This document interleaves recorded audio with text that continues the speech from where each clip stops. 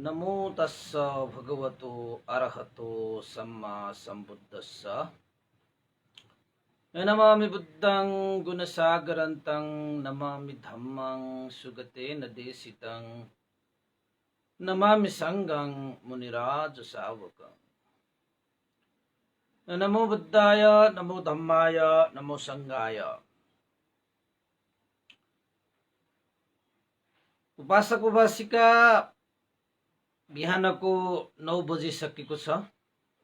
आज मिति 2078 जेठ 27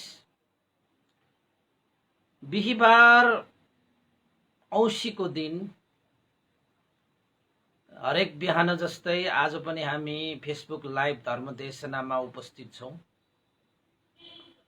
र देश विदेशबाट फेसबुक लाइभ धर्मदेशना सुन्नको निमित्त जोडिरहनु हुने सम्पूर्ण श्रद्धावन्त उपासक उपासिका तथा सधर्म प्रेमी महानुभावहरूलाई म भिक्षु विमलो सदा चाहिँ श्री सिद्धिमंगल बुद्ध विहार सिद्धिपुर साना गाउँ थसी महालक्ष्मी नगरपालिका वडा नम्बर 6 बुद्ध मार्गबाट सबैलाई आजको फेसबुक धर्मदेशना 444 यानी कि 444 भागमा सबैलाई स्वागत गर्न चाहन्छु।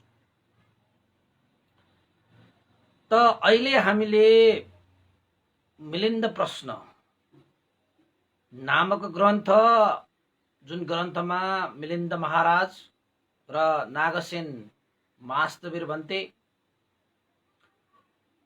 बीचमा जुन धर्म चर्चा, धर्म संवाद, शास्त्रार्थ यानी कि धर्मको छलफल, धम्म साकच्छा आदि इत्यादि तपाईहरुले जुन सुकै नामाङ्करण गरे तापनि आखिर त नागसेन भन्ते र मिलिन्द राजा बीचमा धर्मको छलफलै भएको, जसको कारणले गर्दाखेरि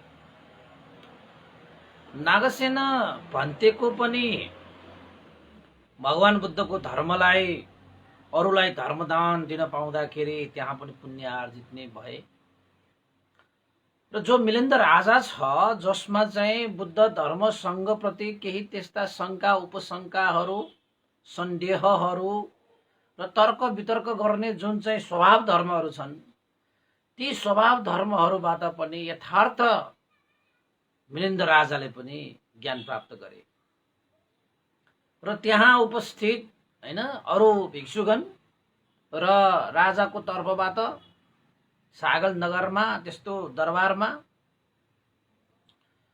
जति पनि मन्त्री, अमात्य, सेना आदि इत्यादि कर्मचारीहरू उपस्थित थिए, तिनीहरूले पनि त्यो संवादबाट उनीहरूले ज्ञान नै प्राप्त गरे। त त्यही ग्रन्थलाई हामीले देशना गर्दै गर्दाखेरि पनि एक त भन्देलाई पनि यो पुण्य आर्जित हुने, भन्देको लागि पनि यो ज्ञान चाहिँ निखारिने हैन, र अर्को तपाईहरुले पनि त यो सुनिरहनु भएको छ। अरु जस्तो होइन यो मिलिन्द प्रश्न चाहिँ तपाईको चाहिँ धम्मपद अर्थकथा तपाईको सूत्रहरू जस्तो होइन। यो यसको आफ्नै छुट्टै विशेषता, छुट्टै स्थान र छुट्टै महिमा, मिलिन्द प्रश्न ग्रन्थको छुट्टै महिमा, छुट्टै विशेषता, छुट्टै प्रकारको आनिशंस पनि छ।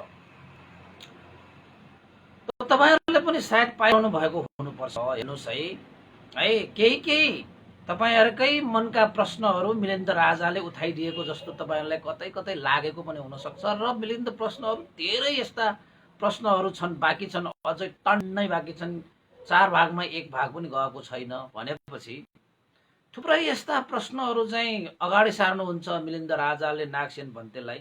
जुन प्रश्नहरू तपाईं हाम्रो मनमा पनि छ त हामीले सोध्न नसकिरहेको, सोध्न नजानिरहेको, सोध्न नभ्याइरहेका प्रश्नहरू चाहिँ त्यो मिलिन्द राजाले नागसेन पन्तले सोध्छ।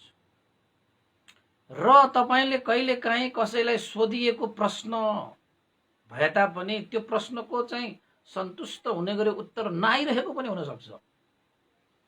चाहे त्यो बुझाउनले बुझाउन नसकेर हो या तपाईँले चाहिँ बुझाएको तपाईँले नबुझेर हो, त्यसरी चाहिँ कुनै कुनै त्यो शङ्का उपशङ्का सन्देहहरू प्रश्न उत्तर गर्दाखेरि पनि निवारण भइसकेको हुँदैन हैन। त्यस्ता विषयहरूलाई पनि तपाईँले यो मिलिन्द प्रश्नलाई तपाईँले सुन्दै जानुभयो, बुझ्दै जानुभयो भने धेरै डोढार पर्ने खाले विषयहरूलाई पनि नागसेन भन्तेले यसरी यसलाई खोलिदिनु भयो कि यसरी एउटा खोलिदिनु भयो कि साँचोलाई खोले जस्तो। त नागसेन भन्तेलाई त थाहा थियो मिलिन्द राजा साह्रै तार्किक छ, उसले तर्कले बेर्न सक्छ। तर्क गर्दा गर्दा गर्दा गर्दा गर्दा हैन, चोर पो भन्छ नि, टुप्पो र फेद नै पत्ता लगाउन नसकिने गरी तर्क गर्न सक्ने त्यो मिलिन्द राजा। त्यही भएर नागसेन भन्ते पनि सजग थियो।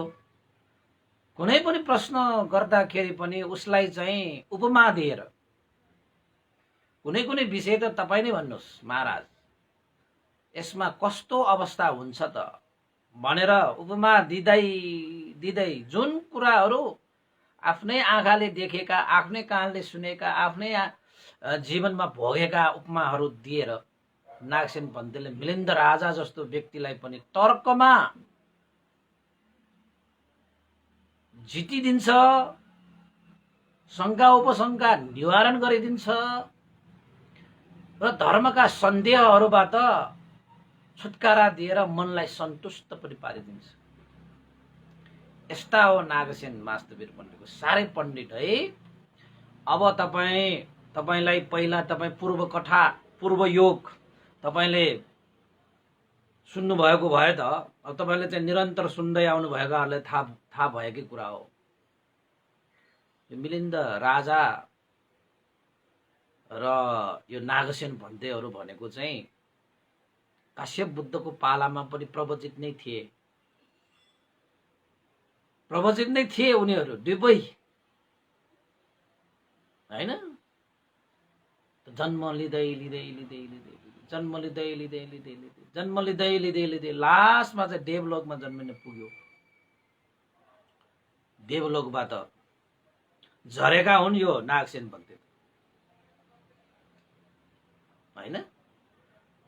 त्यसैले थुप्रै पारमिताहरू पूरा गरेर आएको कारणले गर्दाखेरि भगवान बुद्धको ज्ञानलाई सजिलैसँग ग्रहण गर्न पनि सके। त्यही भएर भगवान बुद्धले मङ्गलसूत्रमा पनि भन्नुभएको छ नि, पूर्व जन्मको पुण्य सञ्चित हुनु पनि मङ्गल हो भनेर। तपाईले पहिला पहिला पनि त्यस्ता पूर्व कुशल पुण्यहरू गरेर आएको छ भने पनि यो समयमा चाहिँ तपाईले मङ्गल हुन्छ के त्यो पुण्यको कारणले। किन त भन्दाखेरि पुण्य भनेको त तपाईको चाहिँ छाया जस्तो पछि पछि लागेर आउँछ।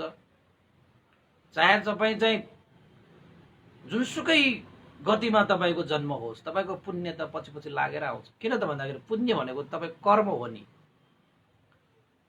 हैन।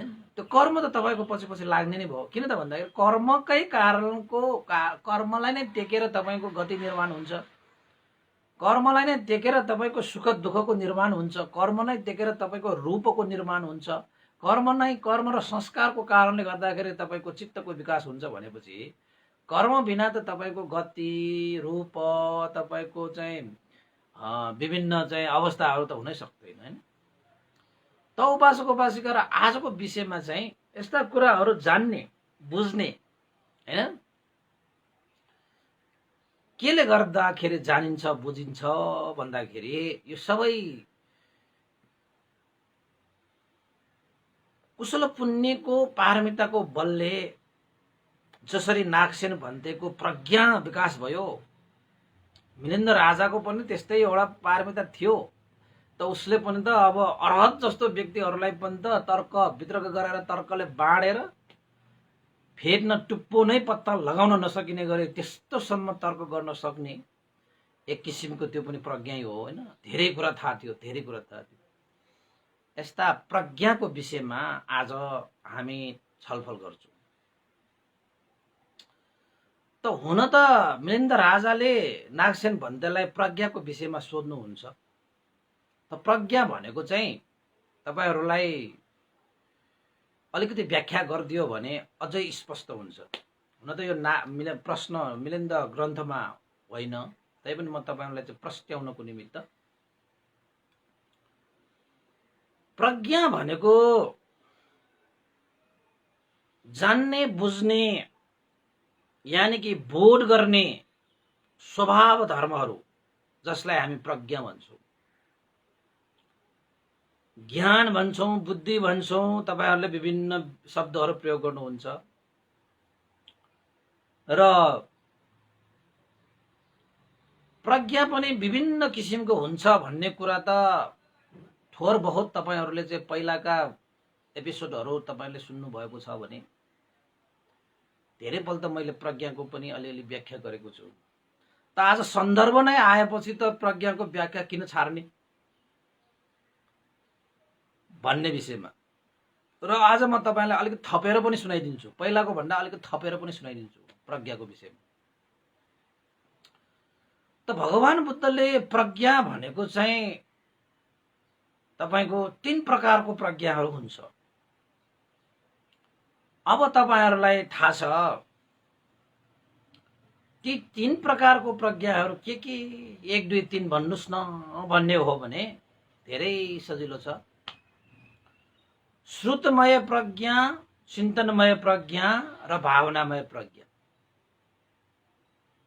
श्रुतमय प्रज्ञा, चिन्तनमय प्रज्ञा र भावनामय प्रज्ञा भनेर विशेषतः है, यो चाहिँ विशेषतः 3 प्रकारले प्रज्ञालाई ग्रहण गर्न सकिन्छ, यानी 3 प्रकारका प्रज्ञाहरू विभाजन गरिएको छ। श्रुत, चिन्तन र भावना। अब यो 3 प्रकारका प्रज्ञाहरू भनेको कस्तो कस्तोलाई चाहिँ श्रुतमय प्रज्ञा भनिन्छ, कस्तो कस्तोलाई चाहिँ चिन्तनमय प्रज्ञा भनिन्छ, कस्तो कस्तोलाई चाहिँ भावनामय प्रज्ञा भनिन्छ। यो विषयलाई चाहिँ अलिकति बुझ्नु जरुरी छ। अहिले तपाई हामीले 444 भागसम्मको निरन्तर यो धर्मदेशना सुन्दै आइरहेका छौं। मलाई विश्वास छ, मलाई मनमा लागेको केही न केही तपाईहरुले चाहिँ ज्ञान लिनुभयो होला। केही न केही थोर बहुत, कसैले धेरै कसैले थोरै, त्यो आफ्नो चाहिँ उद्योग अभ्यास आफ्नो पारमितामा पनि निर्भर हुन्छ। त्यो विषयहरू चाहिँ केही न केही कुराहरू त तपाईले चाहिँ थाहा पाउनु भयो होला नि त। बुद्धको बारेमा, धर्मको बारेमा, संघको बारेमा, बुद्धको पारमिताको बारेमा, त्याग तपस्या बलिदानको बारेमा, बुद्धको जीवनमा त्यस्ता चाहिँ मार्गको बारेमा, सत्यको बारेमा, हेतु र कारण र कार्यको प्रकृति समुत्पादको बारेमा र विशेषतः तपाईले अभिधर्मको बारेमा र साथसाथै प्रेरक प्रसंगको बारेमा, विभिन्न घटनाक्रमको बारेमा, जीवनीको बारेमा के मात्र थाहा भएन, के मात्र देशना गरेन। धेरै कुराहरू चाहिँ देशना भयो यो यो यो यो अवधिमा, हैन?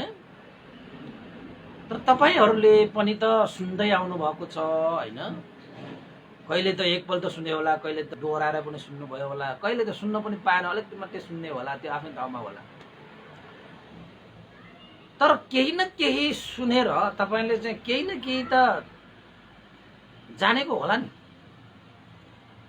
हो, अब भन्नुहोस्, यसरी धर्म देशना सुनेर तपाईले जुन पहिला सुन्दै नसुनेका, सुनिसकेका पनि प्रष्ट हुने गरी, हैन?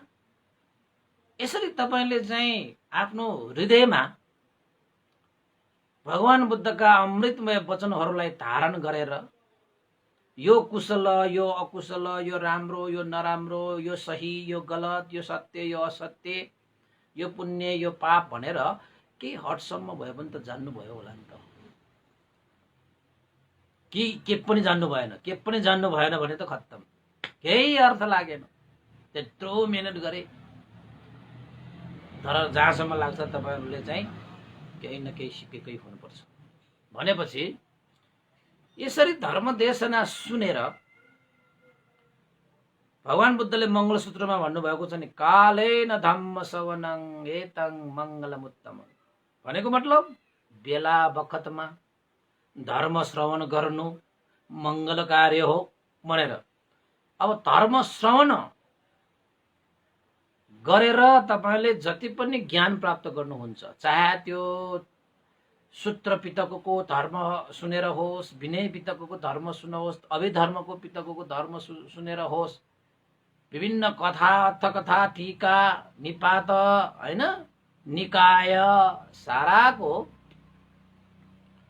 सुनेर तपाईले चाहिँ केही न केही ज्ञान लिनु भएको छ भने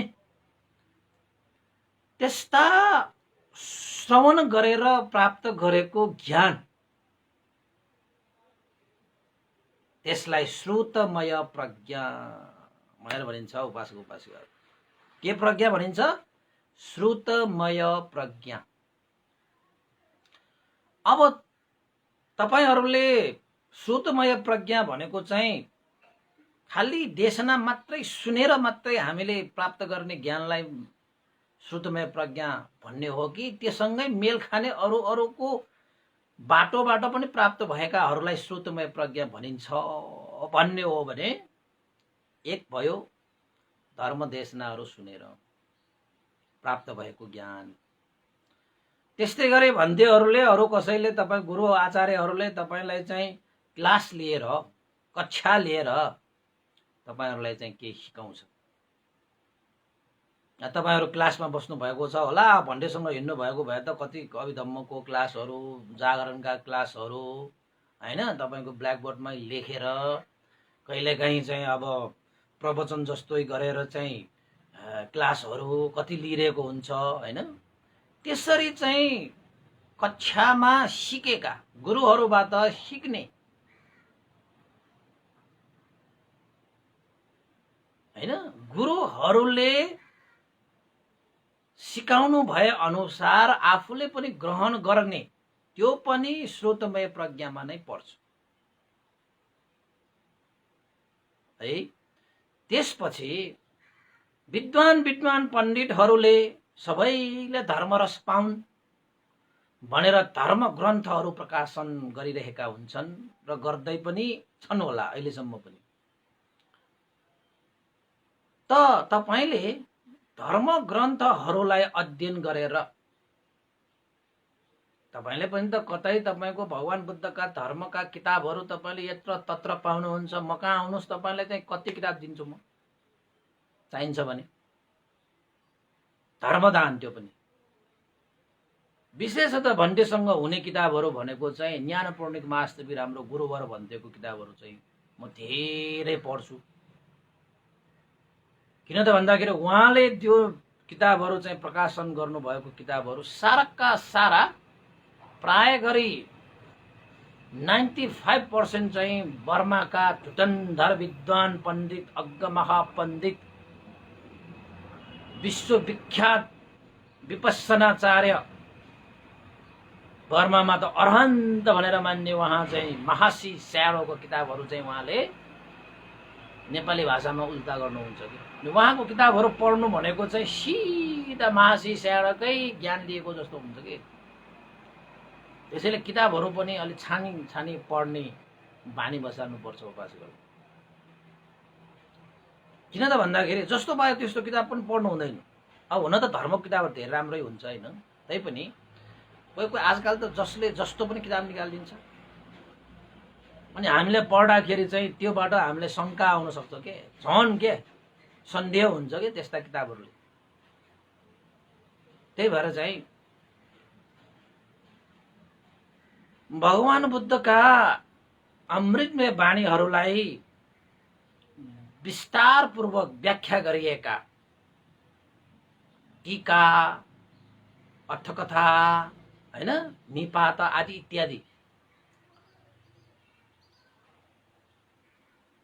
विभिन्न विषयहरू समेटेको किताबहरू तपाईले पढ्नु भयो भने त्यहाँबाट पनि तपाईले धेरै कुराहरूको ज्ञान प्राप्त गर्न सक्नुहुन्छ। धेरै कुराहरूको ज्ञान प्राप्त गर्न सक्नुहुन्छ।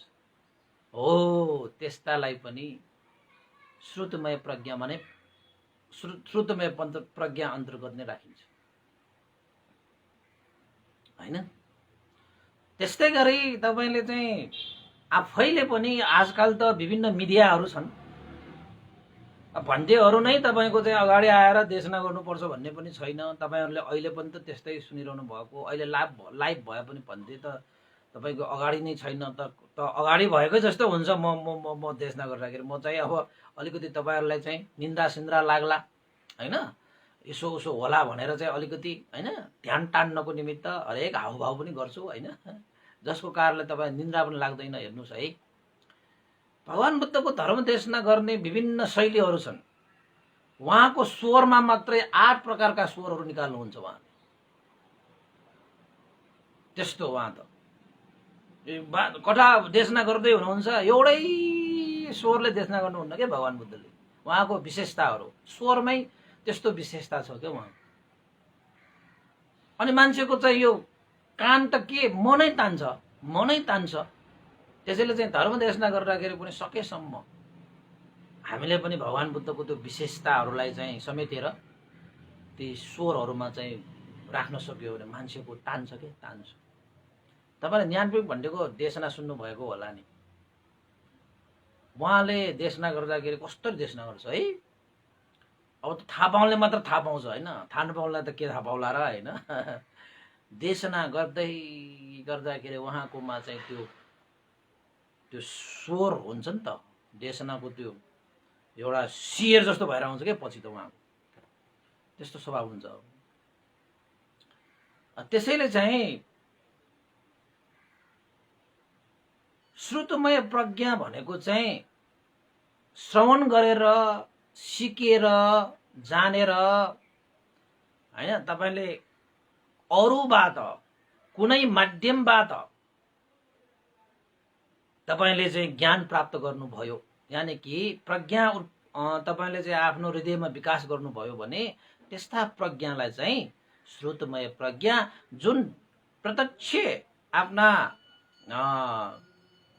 धर्म देशनाबाट पनि तपाईँले प्राप्त गर्न सक्नुहुन्छ, साथसाथै तपाईँले चाहिँ कुनै कक्षा क्लास लिएर पनि तपाईँले चाहिँ प्राप्त गर्न सक्नुहुन्छ।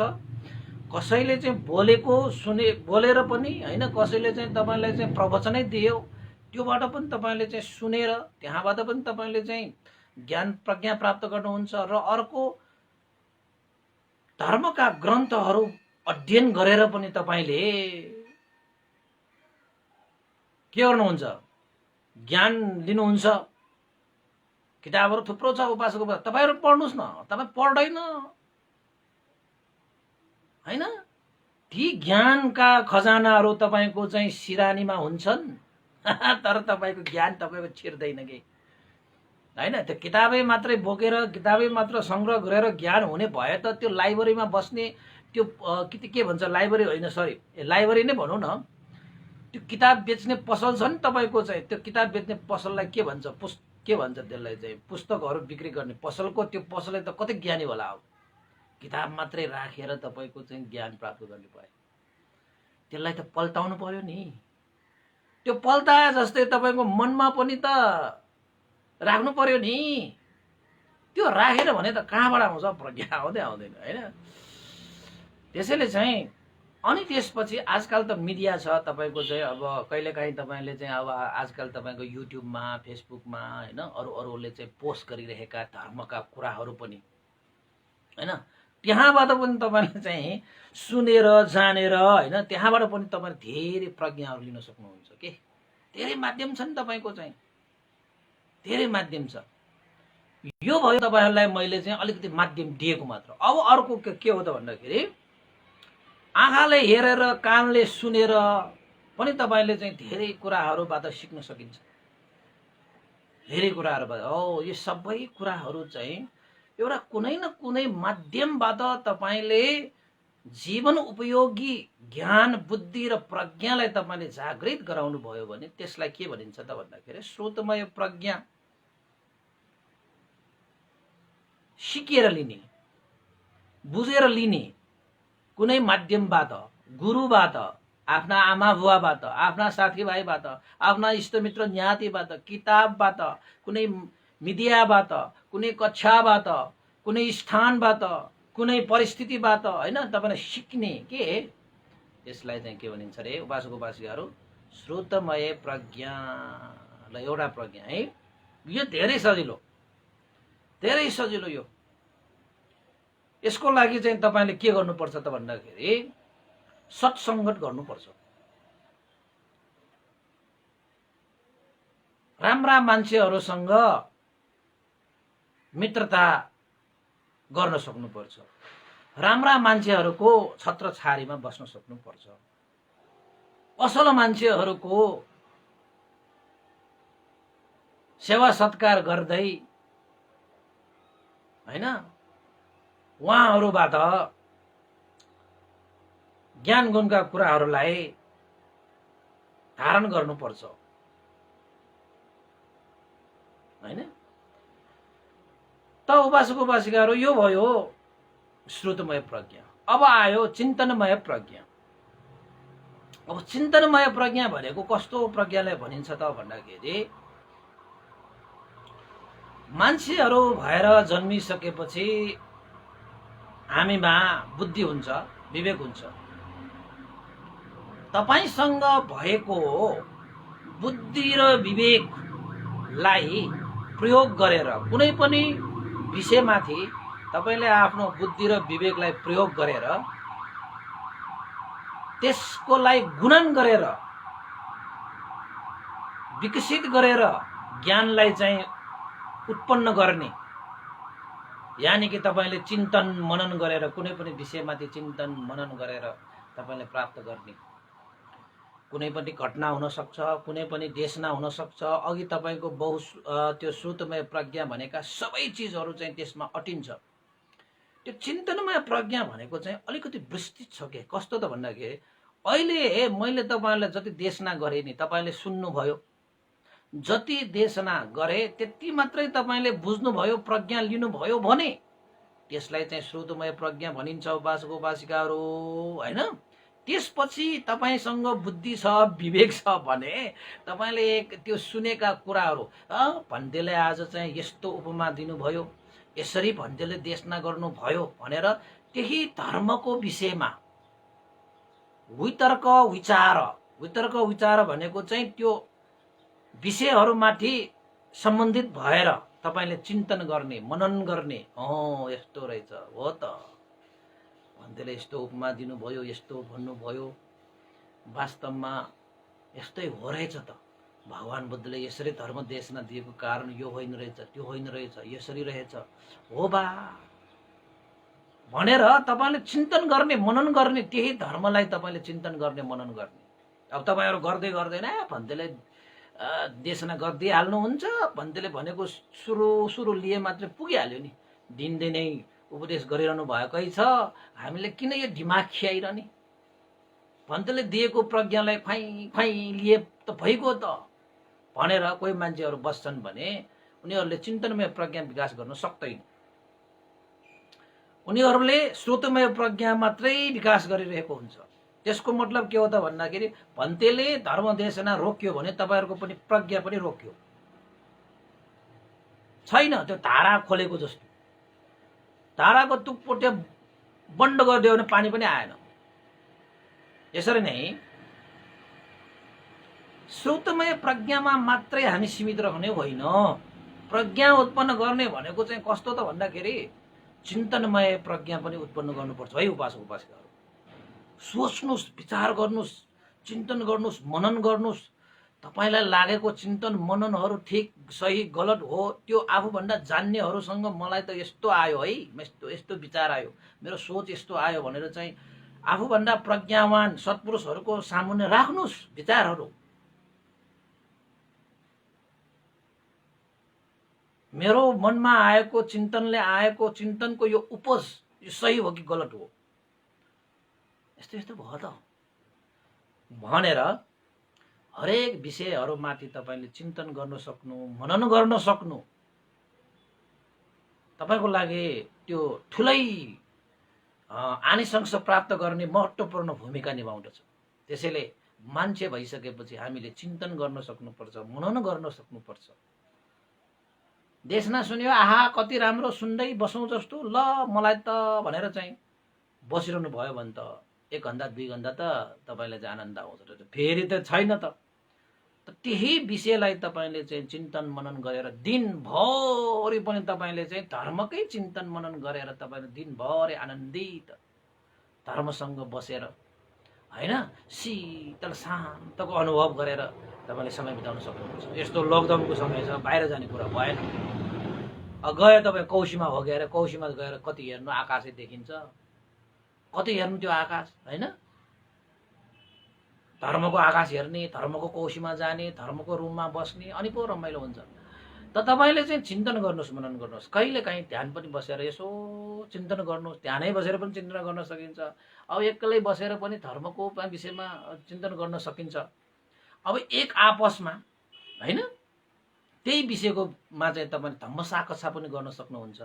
उसको विचार उसलाई पुग्ने, उसको विचार उसलाई पुग्ने। फोन गरिराखेरि पनि अर्काको कुरा नकाट्ने, यो त त्यस्तो त्यो त त्यस्तो भनेर फोनमा कुरा नगर्ने के। आजकल त नेटको जमाना छ, फोन त घन्टौं गरे पनि पैसा जाँदैन। अनि त 1 घण्टा कुरा गर्यो भने सुरुमा 2-3 मिनेट चाहिँ राम्रो राम्रो कुराहरू निस्किन्छ, त्यसपछि त 55 मिनेट त अर्काको खेडो खण्डै समय बितायो भने त बर्बाद भएन। त्यस्तो पनि तपाईहरुले गर्नुभएछ भने छोड्नुस् आजदेखि हैन। त के गर्नु पर्यो त भन्दाखेरि धर्मका कुराहरूलाई हामीले एक आपसमा आफूले चाहिँ मनमा लागेका कुराहरू चाहिँ व्यक्त गर्ने। त उसले पनि भन्छ, तपाईले पनि भन्छ, त्यसपछि त्यहाँको तपाईको र उसको चिन्तन चाहिँ मनन चाहिँ मन्थन हुन्छ के। मन्थन भनेको थाहा छ नि तपाईको, चाहिँ पेल्लम पेल भए जस्तो हैन। त्यहाँबाट अनि के हुन्छ, निष्कर्ष निस्किन्छ कि, त्यहाँबाट चिन्तनमय प्रज्ञा निस्किन्छ कि हैन। त्यसरी तपाईले कुनै पनि विषयमा भन्जेले देशना गरेकै कुरामा भए पनि होस्, तपाईले चाहिँ युट्युब फेसबुकमा सुनेका कुराहरूमा नै तपाईले चिन्तन गर्न सक्नुहुन्छ, मनन गर्न सक्नुहुन्छ। त्यस्तै गरी तपाईले चाहिँ ग्रन्थहरू प्रकाशित भएका किताबहरू तपाईले पढ्नुभयो, ती पढेको किताबहरूको विषयमा पनि तपाईले चिन्तन गर्न सकियो, मन्थन गर्न सकियो। ओहो यो किताबमा त यस्तो लेखिएको छ, कसरी के हो भनेर तपाईँ आफैले निरीक्षण परीक्षण गरेर यो मनमा चिन्तन गर्ने, मनन गर्ने कि त्यो विषयलाई चाहिँ हो ठिक सही लागेको, आफूले अनुभव गरेको विषय भयो भने त हो रहेछ त हो भनेर। त्यसरी तपाईले कुनै पनि माध्यमबाट प्राप्त भएको ज्ञानमाथि तपाईले आफ्नो बुद्धि र विवेकलाई प्रयोग गरेर थप त्यसलाई चाहिँ मन्थन गरेर, चिन्तन गरेर, मनन गरेर अझै विकसित रूप यानी कि विकसित भएको प्रज्ञा तपाईले चाहिँ विकास गर्न सक्नुहुन्छ, जसलाई चाहिँ हामी के भन्छौं त चिन्तनमय प्रज्ञा। तपाईको आफ्नै दिमाग लगाएर चिन्तन गरेर, मनन गरेर कुनै पनि विषयमाथि प्राप्त भएको ज्ञान प्रज्ञालाई चाहिँ चिन्तनमय प्रज्ञा भनिन्छ। त यो चिन्तनमय प्रज्ञा भनेको पनि चाहिन्छ। जस्तै आजकलको जमानामा चाहिँ वैज्ञानिकहरूले आकाशमा चाहिँ त्यत्रो हवाईजहाजहरू उडाए, पानी मुनि जहाज गुराए हैन, कस्ता कस्ता रेल कुराए हैन। नाना थरीका मान्छेहरू पनि तपाईको चाहिँ चरा जस्तो उड्न थालिसके। आँखाले नभ्याउने तपाईको चाहिँ बिल्डिङहरू बनाइसके। कस्ता कस्ता मरुभूमिहरूलाई चाहिँ त्यहाँ तपाईको सुनौलो भूमि बनाइसके। त्यो सबै के प्रज्ञाले गर्दाखेरि त भन्दाखेरि चिन्तनमय प्रज्ञाले गर्छ त्यस्ता कामहरू। अब वैज्ञानिकहरूले के बनाए, औषधि बनाए हैन, विभिन्न चीजहरू बनाए। त्यो सबै चाहिँ कुन चाहिँ प्रज्ञाले बनाउँछ भन्दाखेरि चिन्तनमय प्रज्ञा। उनीहरूले चिन्तना गर्न नसकेको भए, सोच्न नसकेको भए, बुद्धि प्रयोग नगरेको भए उनीहरू पनि पहिलाको वैज्ञानिकहरू, पहिलाका मान्छेले जस्तो गरेर आए त्यही मात्रै सिक्छन्, त्यही मात्र जानिन्छ। त्यो भन्दा माथि, त्यो भन्दा चाहिँ अलिकति पर जान सक्दैन ज्ञानमा। अब तपाईको बुवा आमाले जति तपाईलाई चाहिँ सिकाउन सक्यो सिक्यो, तपाईले त्यो जान्यो। अब तपाई चाहिँ त्यही श्रुतमय प्रज्ञामा मात्रै बसिरहने हो भने तपाईको बुवा आमाले जति सिकाएको त्यति मात्र जानिन्छ, तपाईको गुरुले जति सिकायो त्यति मात्र जानिन्छ। तपाईको पनि आफ्नो बुद्धि र विवेकलाई विकास गरेर चिन्तन गर्नुस्, मनन गर्नुस् र गुरु भन्दा पनि अगाडि बढ्नुस्। बुद्ध शासनमा त त्यसो भन्छ। जस्तै एउटा पितालाई आफ्ना छोराछोरीहरू एउटा पिता कसैसँग हार्न चाहँदैन तर आफ्ना छोराछोरीसँग हार्न चाहन्छ अरे। अरूसँग हार्यो भने दुःख हुन्छ तर आफ्नो छोराछोरीसँग हारे पनि आफ्ना बुवा आमालाई चाहिँ खुसी नै मिल्छ अरे। ओहो म त कोसँग हारे, मेरो छोरासँग हारे, मेरो छोरीसँग हारे। त्यसको मतलब के हो त भन्दाखेरि छोराछोरीहरूलाई चिन्तनमय प्रज्ञा विकास गर्न सिकाउनुपर्छ तपाईँले। तपाईँलाई पनि नागेर जान सक्छ उसले। अनि त हाम्रो चाहिँ समाज, परिवार, राष्ट्र यो चिन्तनमय प्रज्ञाले त अनि विकास हुँदै जाने हो नि त, अगाडि बढ्ने त हो नि है। त्यसैले तपाईँले चाहिँ चिन्तनमय प्रज्ञाको पनि विकास गर्नु। देश नसुन्ने ज्ञान लिने, देश नसुन्ने ज्ञान लिने, त्यो त छँदैछ, त्यो त कहाँ जान्छ र? म 9 बजे आइहाल्छु, तपाईँ 9 बजे सुनिहाल्छ, त्यो त कहाँ जान्छ र त? तर दिउँसो समय हुँदाखेरि चिन्तन गर्नुहोस्, मनन गर्नुहोस्, विचार गर्नुहोस्, विवेक प्रयोग गर्नुहोस्, त तपाईँले त्यो प्रज्ञालाई के गर्न सक्नुहुन्छ त? गुणान गर्न सक्नुहुन्छ। गुणान, गुणान भनेको के? 2 × 2 त के हुन्छ? 4 हुन्छ हैन? 2 × 3 त फेरि 6 हुन्छ। यसरी गुणान गर्ने। 2 × 4 त फेरि 8 हुन्छ। यसरी गुणान गर्दै गर्दै गर्दै गर्दै गर्दै जान सकियो भने तपाईको जीवनमा ठुलो आनिसंस प्राप्त हुन्छ। र जुन प्रज्ञा पहिला थिएन त्यो प्रज्ञालाई पनि विकास गर्न सकिन्छ। पहिला हामीले थाहा पाए अनुसार पहिला त तपाईको मोबाइलै छैन। म बर्मामा जाँदाखेरि मैले मोबाइल भनेकै थाहा छैन। वाकी टुकी भन्छ के हो भन्छ हैन, त्यस्तो मात्र थियो। एउटा फोन थियो, वाकी टुकी के भन्छ। म बर्मा जाँदा कसैले यहाँ मोबाइल बोकेको भनेको मैले कसैले देखेको छैन। पछि चाहिँ बर्मामा गएर नेपाल आउँदाखेरि त सबै मान्छे कानमा यसो हात राखेर बोलिरहेको छ।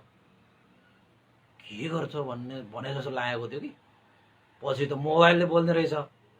अनि यसो मलाई विचार आयो, हो पहिला पहिला भगवान बुद्धको समयमा दूर दूर योजनसम्म हैन भिक्षुहरू चाहिँ एक आपसमा कुरा गर्छ भनेको यस्तै नेटवर्किङ त होला नि। उनीहरूको ध्यानको एउटा चाहिँ मनको नेटवर्किङ हुँदो रहेछ कि। जस्तै अहिले तपाईको मोबाइल र मेरो मोबाइलको नेटवर्किङ चाहिँ कनेक्सन छ क्या, त्यसैले हामी कुरा गर्न सक्छौँ। त पहिला पहिलाको ध्यान सिद्धि प्राप्त भएका भिक्षुहरूले चाहिँ बर्मामा त्यसो कुरा गर्छ भन्ने सुनेको के मैले। अनि उहाँहरूको चाहिँ कसरी कनेक्सन हुँदो रहेछ त? मन के ध्यानको कारणले गर्दा एक आपसमा मनको कनेक्सन गएर जतिसुकै टाढा भए पनि कुरा गर्न सक्ने के। कौशीमा बसेर कुरा गरिरहने।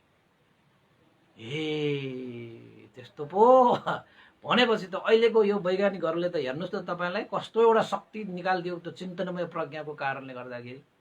तपाईँ र मलाई जतिसुकै टाढा भए पनि विदेशमा भएको मान्छेलाई त यहाँ हेलो भनेपछि आउने के। अब हेलो मात्र आउने होइन, तपाईँको अनुहारै आउने के। फेरि कस्तो बनाइदियो। चिन्तनमय प्रज्ञालाई विकास नगरेको भए यस्ता चिजहरू सृष्टि हुँदैन थियो। त्यो ज्ञानलाई गुणान गर्दै जाने। अहिले पनि त गर्दै रहेको होला। फेसबुकको एउटा हाम्रो फेसबुक बनाउने छ नि, उहाँले पनि त कति चिन्तन गरिरहेको होला यो फेसबुकलाई कसरी चाहिँ अझ विकास गर्ने हैन, कसरी चाहिँ यसलाई अझै सरल बनाउने, सुलभ बनाउने भनेर सोचिरहेको होला के। उसले त्यो नसोचेको भए कहाँ त्यतिकै विकास हुन्थ्यो। पहिला त तपाईँको फेसबुकमा यसरी लाइभ आउनु मिल्दैन थियो, तपाईँको भोइस टेक्स्ट गर्नु हुँदैन थियो। एउटा चाहिँ सानो कति लाइन मात्रै तपाईँको टेक्स्ट गर्न मिल्थ्यो, फोटो मात्रै पोस्ट गर्नु हुन्थ्यो, भिडियो हुँदैन थियो। भिडियो पनि भयो, लाइभ पनि भयो, सबै भएर आइसक्यो। अब त यो फेसबुकमा एउटा जुमको एप्स छ नि, त्योहरू मात्र राख्नु बाँकी छ। अब जुम एप्समा जुन कार्य हुन्छ फेसबुकले त फ्री हो नि त फेसबुक त हैन। त्यो फेसबुकले पनि त्यो एउटा चाहिँ एप्स त्यसमा जोड दियो भने त फेसबुक भइसकेपछि त जुम पनि। पहिला स्काइप चाहिन्थ्यो, के चाहिन्थ्यो, अहिले स्काइप पनि चाहिएन, मेसेन्जर आयो। कम्प्युटरले के जमाना गरिदिइसक्यो। तपाईँको चाहिँ मान्छेको अनुहारै कहाँबाट कहाँ लगिदिने, के गर्ने, फोटोसप सुटोसप हैन। मैले त यस्ता कुराहरू सबै बर्मामा सिकेको। म त त्यहाँ फोटोसपको च्याम्पियनै भएको नि। मैले त कति डिजाइन गर्थेँ त्यति बेला। कस्तो आयो के हैन। त्यसरी त्यो केले गर्छ त? चिन्तनमय प्रज्ञाले तपाईलाई विकास गर्दै जान्छ, विकास गर्दै जान्छ। त्यसैले चिन्ता लिने होइन चिन्तन गर्ने हो क्या हाम्रो काम भनेको। त कोही मान्छेहरू कस्तो हुन्छ त भन्दाखेरि चिन्ता लिन्छ कि, चिन्ता भनेको चाहिँ छोडिदिनुहोस्, चिन्ता लिने होइन चिन्तन गर्ने, मनन गर्ने जिन्दगीमा तपाईँले आफूलाई विकास गर्न सक्नुहुन्छ होइन। त्यसैले चाहिँ जुन विषयमाथि तपाईँले चिन्तन गरेर मनन गरेर गुणन गरेर तपाईँले ज्ञान प्राप्त गर्नुभयो प्रज्ञा पनि, त्यसलाई चाहिँ चिन्तनमय प्रज्ञा। एउटा उपमा दिन्छु म तपाईँलाई। सारीपुत्र भन्तेले सबभन्दा पहिला पञ्चभद्र वर्गीय भिक्षुहरूको सबभन्दा कान्छो भिक्षु अस्सजी भन्तेलाई भेट्नुभयो। अस्सजी भन्तेलाई भेटिसकेपछि सारीपुत्र भन्तेले अस्सजी भन्तेको हाउभाव शान्त दान्त प्रसन्न चित्त देखेर सारीपुत्र भन्तेलाई साह्रै मनमा प्रीति उत्पन्न भयो र अस्सजी भन्तेलाई वन्दना गरे। वन्दना गरिसकेपछि हे श्रमण, तपाईँले जान्नु भएको धर्म मलाई पनि दिनुस्, तपाईँले कस्तो धर्मलाई अभ्यास गर्नुभएको छ भनेर भन्दाखेरि अस्सजी भन्तेले सारीपुत्र भन्तेलाई के भन्नुभयो, ए सारीपुत्र, त्यति बेला त सारीपुत्र मात्रै थियो होइन, त्यति बेला त तपाईँको चाहिँ भिक्षु भइसकेको थिएन होइन। त्यति बेला चाहिँ अस्सजी भन्तेले भन्नुभएको त म त भर्खरै चाहिँ बुद्ध शासनमा प्रवचित भएको, भगवान बुद्धले हामीलाई देशना गरेका कुराहरू धेरै पनि मैले सुन्न पाएको छैन भनेर भन्दाखेरि सारीपुत्र भन्तेले के भन्नुभयो त भन्दाखेरि, धेरै कुरा नभन्नुहोस्, तपाईले भगवान बुद्धबाट प्राप्त भएको मूल शिक्षा के हो त्यो मात्र मलाई भन्नुहोस्। भनिसकेपछि अस्सजी भन्तेले सारीपुत्र भन्तेलाई त्यसो भए ठिकै छ, भगवान बुद्धले कस्तो शिक्षा दिनुहुन्छ त भन्दाखेरि ये धम्मा हेतु भवा भनेर चाहिँ 2 लाइनको गाँठा मात्रै त्यो अस्सजी भन्तेले सारीपुत्र भन्तेलाई देशना गर्नुभयो। त मेरो तथागत मेरो भगवान बुद्धले यस्तो हुनुहुन्छ, उहाँले यस्तो शिक्षा दिनुहुन्छ भनेर चाहिँ 2टा लाइन मात्रै जुन हेतुको कारणले उत्पन्न हुन्छ त्यो हेतुको पनि कारण बताइदिन्छ भगवान बुद्ध, त्यस्तो शिक्षा दिनुहुन्छ। भनिसकेपछि सारीपुत्र भन्ते त यस्तो तेजिलो दिमाग भएको व्यक्ति हो कि उपासक उपासिकाहरू, तपाईले एक भन्नु हुने बित्तिकै सारीपुत्र भन्तेले 1000 बुझिसक्छ। तपाईले भन्छ नि नेपाली भाषाबाट एउटा उखान छ नि, गर्दाखेरि अहंकार बुझिसक्यो भने जस्तो त्यस्तो खाले छ। किन त भन्दाखेरि सारीपुत्र भन्तेसँग चिन्तनमय प्रज्ञा एकदम तिखो छ। त्यसैले चाहिँ उहाँले चाहिँ कसैले देशना गरेको चिजलाई चाहिँ उहाँले देशना नगरे तापनि त्यसलाई चाहिँ एउटा मात्र देशना गरे तापनि त्यसै देशनामा टेकेर त्यसलाई गुणन गरेर बुझ्न सक्ने क्षमता छ कि, चिन्तन मनन गर्न सक्ने क्षमता छ कि। त्यसैले चाहिँ चिन्तन मनन गर्ने व्यक्तिहरूले जति चिज अरूबाट प्राप्त भएको छ त्यो भन्दा पनि 10औं गुणा 100 गुणा 1000 गुणा विकसित गर्न सक्छ। र अब मैले तपाईलाई देशना गरे हैन, तपाईलाई मैले 1 घण्टा देशना गरे बापत तपाईको चिन्तनमय प्रज्ञा बलियो छ भने, सोच विचार तपाईले चाहिँ निरीक्षण परीक्षण गरेर हेर्ने हो भने यो 1 घण्टाको ज्ञानबाट तपाईले जति प्राप्त गर्नुभयो त्यो भन्दा हजारौं गुणा अझै विकास गर्न सकिन्छ कि। हामी धर्मलाई बार बार किन हामी सुन्छौं, धर्मलाई हामी किन बार बार दोहोर्याउँछौं त भन्दाखेरि पहिलो पल्ट सुनेको भगवान बुद्धको त्यही धर्मले तपाईले छुट्टै प्रकारको ज्ञान लिनुहुन्छ भने, दोस्रो पटक त्यही धर्म सुनियो भने फेरि अर्कै विशेष ज्ञान तपाईले प्राप्त हुन्छ, फेरि तेस्रो पटक सुन्यो फेरि अर्को ज्ञान प्राप्त हुन्छ। त भगवान बुद्धको धर्म भनेको कस्तो बार बार दोहोऱ्याउनु पर्छ, टिहराउनु पर्छको कारण के हो त भन्दाखेरि जब जब तपाईले भगवान बुद्धको धर्महरू सुन्नुहुन्छ तब तपाईले नयाँ नयाँ ज्ञानहरू प्राप्त हुनुहुन्छ कि। नयाँ नयाँ सुनौला झन्झनै चाहिँ जगमगाउने झन्झनै विकसित भएको ज्ञानहरू चाहिँ जति पल्ट तपाईँले धर्म सुन्नुहुन्छ, जति पल्ट तपाईँले धर्मका किताब पढ्नुहुन्छ, त्यति पल्ट तपाईँले नयाँ नयाँ ज्ञान पाउँछ। त्यसैले भगवान् बुद्धको धर्म भनेको एउटै धर्म भए पनि जति पटक सुने पनि हुन्छ। जिन्दगीभर तपाईँले एउटै धर्म देशना सुने भने तपाईँले प्राप्त हुने ज्ञान भनेको एउटै हुँदैन। त्यहाँबाट चाहिँ विभिन्न नयाँ नयाँ नयाँ नयाँ नयाँ नयाँ ज्ञानहरू चाहिँ विकसित भइरहेकै हुन्छ। अब तपाईँको चाहिँ चिन्तनमय प्रज्ञानले त्यो आर्जित गर्ने कुरा हो। छैन, चिन्तन छैन भने त त्यही त हुन्छ। त्यही त चिन्तनमय प्रज्ञा तपाईँको बुद्धि विवेकले चिन्तन मनन गरेर प्राप्त गर्ने ज्ञान होइन। यसलाई चाहिँ चिन्तनमय प्रज्ञा भनिन्छ भने अब अर्को आयो भावनामय प्रज्ञा। त्यो भावनामय प्रज्ञा भनेको चाहिँ अब कस्तो प्रज्ञा त भन्दाखेरि चिन्तनमय प्रज्ञा भन्दा पनि श्रेष्ठ पनि त उत्तम प्रज्ञा हो क्या त्यो भावनामय प्रज्ञा भनेको चाहिँ अरूबाट तपाईँले लिन सक्नुहुन्न। त्यो चाहिँ अरूबाट निर्देशन चाहिँ तपाईँले लिन सक्नुहुन्छ होइन। त्यो भावनामय प्रज्ञालाई अभ्यास गर्नको निमित्त तपाईँले निर्देशन चाहिँ लिन सक्नुहुन्छ। तर भावनामय प्रज्ञा भनेको आफैले अनुभव गर्नुपर्ने, अनुभूतिबाट निस्किने ज्ञान। जस्तै तपाईँलाई चाहिँ आगोले पोल्यो भने तपाईँ स्वयं आफैले अनुभव गरेको नि आगोले यसरी पोल्छ भन्ने तपाईँलाई चाहिँ अब पक्का हुन्छ। अनुभूतिबाट तपाईँले ज्ञान लिनुहुन्छ। हे आगोले पोल्ने यस्तो। तपाईँले जानेको मात्र होइन, सुनेको मात्र होइन, तपाईँले खुद अनुभवी गरेको भयो। त्यो पानीमा तपाईँले छुनुभयो भने के हुन्छ? हात भिज्छ।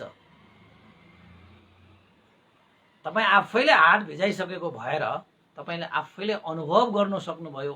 ए पानीमा छोयो भने हात त यसरी भिज्दो रहेछ भनेर अनुभूतिबाट निस्किने त्यो ज्ञान जो छ त्यसलाई भावनामय प्रज्ञा भनिन्छ। त्यो कसैले दिन सक्दैन। त्यो तपाईँको भावनामय प्रज्ञा भनेको यति बलियो छ कि जुन प्रज्ञा लिनको निमित्त तपाईँ आफैले अभ्यास गर्नुपर्छ, प्रयास गर्नुपर्छ, कर्म गर्नुपर्छ, परिश्रम गर्नुपर्छ, भावना अभ्यास गर्नुपर्छ।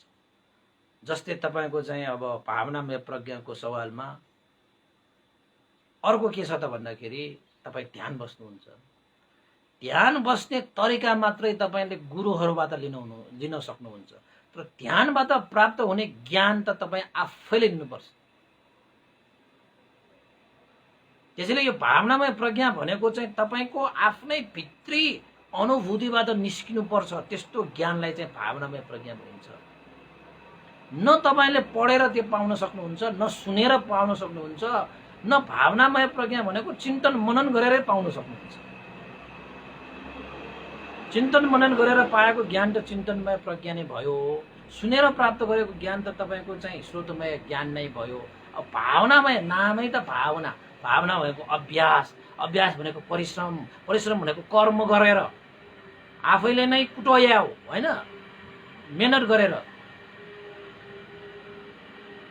प्राप्त गर्ने ज्ञानलाई चाहिँ कुनै पनि क्षेत्रमा तपाईँको ध्यानको विषयमै होस्, तपाईँको इन्द्रियको विषयमा नै होस्, जुनसुकै विषयमा होस्, सुखमा होस् कि दुःखमा होस् कि उपेक्षामा होस् कि प्रीतिमा होस् कि कुनै पनि चिज तपाईँ आफैले चाहिँ भित्री हृदयले अनुभव गरेको, त्यो अनुभव गरिसकेपछि एउटा अनुभूति निस्किन्छ। त्यसलाई बोध भनेर भनिन्छ। त्यो अनुभूतिबाट निस्केको त्यो बोधलाई नै भावनामय प्रज्ञा। भावनामय प्रज्ञा फरक्कै हुँदैन। भावनामय प्रज्ञा यद्यपि श्रुतमय प्रज्ञा तपाईँले गलत मान्छेसँग सुनेर तपाईँले लिनुभएको ज्ञान गलत हुन सक्छ होइन। तपाईँले गर्नुभएको चिन्तन पनि सदा सही नै हुन्छ भन्ने हुँदैन। कहिलेकाहीँ चाहिँ नराम्रा व्यक्तिहरूले सुनाएको कुराहरूमाथि पनि हामीले चिन्तन मनन गर्न सक्छ होइन। त्यहाँ पनि यदा कदा फेल खान सक्छ के चिन्तनमय प्रज्ञा पनि। तपाईँको चाहिँ वैज्ञानिकहरू पनि कहिलेकाहीँ फेल खान्छन्। त्यसै थाहा छ है तपाईँहरूलाई, कति फेल खान्छ होइन। श्रुतमय प्रज्ञा, चिन्तनमय प्रज्ञा, त्योभन्दा माथिल्लो तहको, र अब त्यसपछि चाहिँ भावनामय प्रज्ञा। यो भावनामय प्रज्ञा भनेको कहिले गलत हुँदैन, असत्य हुँदैन।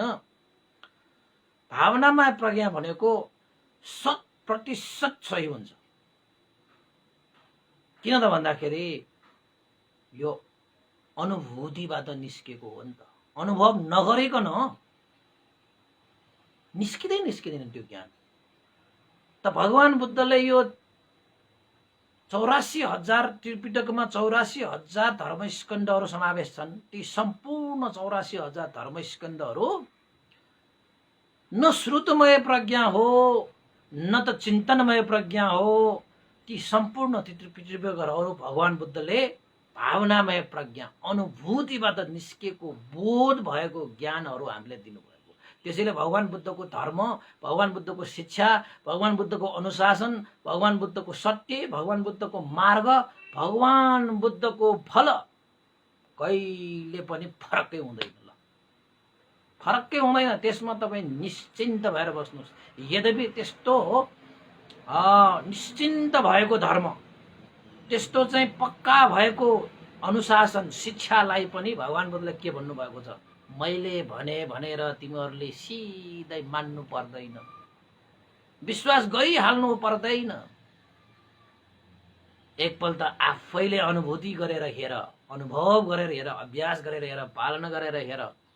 सही लाग्छ भने ल्याऊ, सही लागेन भने छोड भनेर भगवान बुद्धले त्यसरी पनि भन्नुभएको छ। बाप बाबा, उहाँको त महानता हो त्यो। यसो भन्न सक्नु भनेको उहाँको महानता हो। किन भन्दाखेरि भगवान बुद्धलाई यो थाहा थियो कि जसले यो धर्मको अभ्यास गर्दछ उसले त खुद आफैले अनुभव गर्छ। अनुभव गरेको कुरा त कहिले चाहिँ गलत भनेको त हुँदैन भने बिचाराहरूलाई मेरो कुरामा पनि शङ्का लाग्छ, आशंका गर्छ, हो कि होइन जस्तो चाहिँ कन्फ्युज छ भने अभ्यास गरोस् न। त अभ्यास गरेपछि त उसैले अनुभव गर्छ, उसले टाउको हल्लाउँछ। यस्तो सम्मको निश्चिन्ता भएको यो चाहिँ मार्ग, यो सत्य, यो चाहिँ शिक्षा, यो अनुशासन कहिले भगवान बुद्धले यसो भन्नु, हुन त उहाँले भन्नुभएको भए हुन्थ्यो, सक्थ्यो, भन्न पनि पाउँथ्यो, तैपनि उहाँले भन्नु भएन। मेरो शिक्षा जस्तो, मेरो शिक्षा तिमीहरूले भनेपछि खुरुक्क मान, यो सत्य हो भनेर भन्न पनि सक्थ्यो, होइन? किन त भन्दाखेरि सत्य त हो नि। तर समय परिस्थिति अनुसार चाहिँ कालाम सूत्र भन्ने एउटा सूत्र छ, यो केशमुक्ति सूत्र पनि भनिन्छ त्यसलाई। त्यो कालाम भन्ने नगरमा गइसकेपछि त्यहाँ कालामा, त्यो बस्तीमा त्यो कालामा मान्छेहरूलाई देश नगरेको, उनीहरूलाई शङ्का लागेको, जो आउँछ उनीहरूले आफ्नै धर्म ठुलो भन्छ, जो आउँछ मेरोमा शरणमा आऊ भन्छ, जो आउँछ मनै श्रेष्ठ हो भन्छ। तर भगवान बुद्ध पनि त्यही ठाउँमा गइसकेपछि भगवान बुद्धले त्यसो भन्नु भएन। आफू सबभन्दा श्रेष्ठ त हो नि, तैपनि उहाँ श्रेष्ठ हो भनेर भन्नु भएन। आफ्नो मार्ग त सत्य हो नि, तैपनि उहाँले चाहिँ मेरो मार्ग मात्रै सत्य हो भन्नु भएन। एकचोटि अभ्यास गर। अनि अभ्यास गरिसकेपछि जुन कुरा अभ्यास गर्दाखेरि लोभ बढ्छ, द्वेष बढ्छ, मोह बढ्छ, मान बढ्छ, अभिमान बढ्छ, घमण्ड बढ्छ, ईर्ष्या बढ्छ, यस्ता कुराहरू गलत हो। जुन मार्गको अभ्यास गर्दाखेरि लोभ घट्छ, द्वेष घट्छ, मोह घट्छ, मान अभिमान घमण्ड ईर्ष्या उडुच्च कुकुच ठिनमिद्ध घट्छ, हो त्यस्ता मार्ग सत्य हो। त उपासक उपासक हे कालामहरू, तिमीहरूले यो शिक्षाको एकचोटि अभ्यास गरेर हेर। जुन शिक्षाको अभ्यास गरेर हेर्दाखेरि लोभ घट्छ भने त्यही सत्य हो भनेर धारण गर। किन यो उसले भनेको कुरा भनेर कन्फ्युज भइरहनु पर्छ र? पर्दैन नि। तर मलाई चाहिँ के लाग्छ त भन्दाखेरि, मलाई चाहिँ भगवान बुद्धको वचनहरू त म त शिरो पर धारण गर्छु के। भगवान बुद्धले भनेको भनेपछि, हुन त उहाँले भन्नुभएको छ मैले भनेपछि मान्नै पर्छ भन्ने छैन, म त मान्छु फेरि। किन त भन्दाखेरि त्यति चिज चाहिँ हामीले अभ्यास गरेर श्रुतमय प्रज्ञा, त्यसपछि आफैले चिन्तनमय प्रज्ञा, त्यसपछि भावनामय प्रज्ञामा पनि हामी प्रवेश गरेर चाहिँ त्यो हेरिसकेको भएर नि पक्का लाग्छ कि त पक्का लागिसकेको चिजलाई चाहिँ फेरि किन म चाहिँ निरीक्षण परीक्षण गरिरहने भन्ने के हे मलाई चाहिँ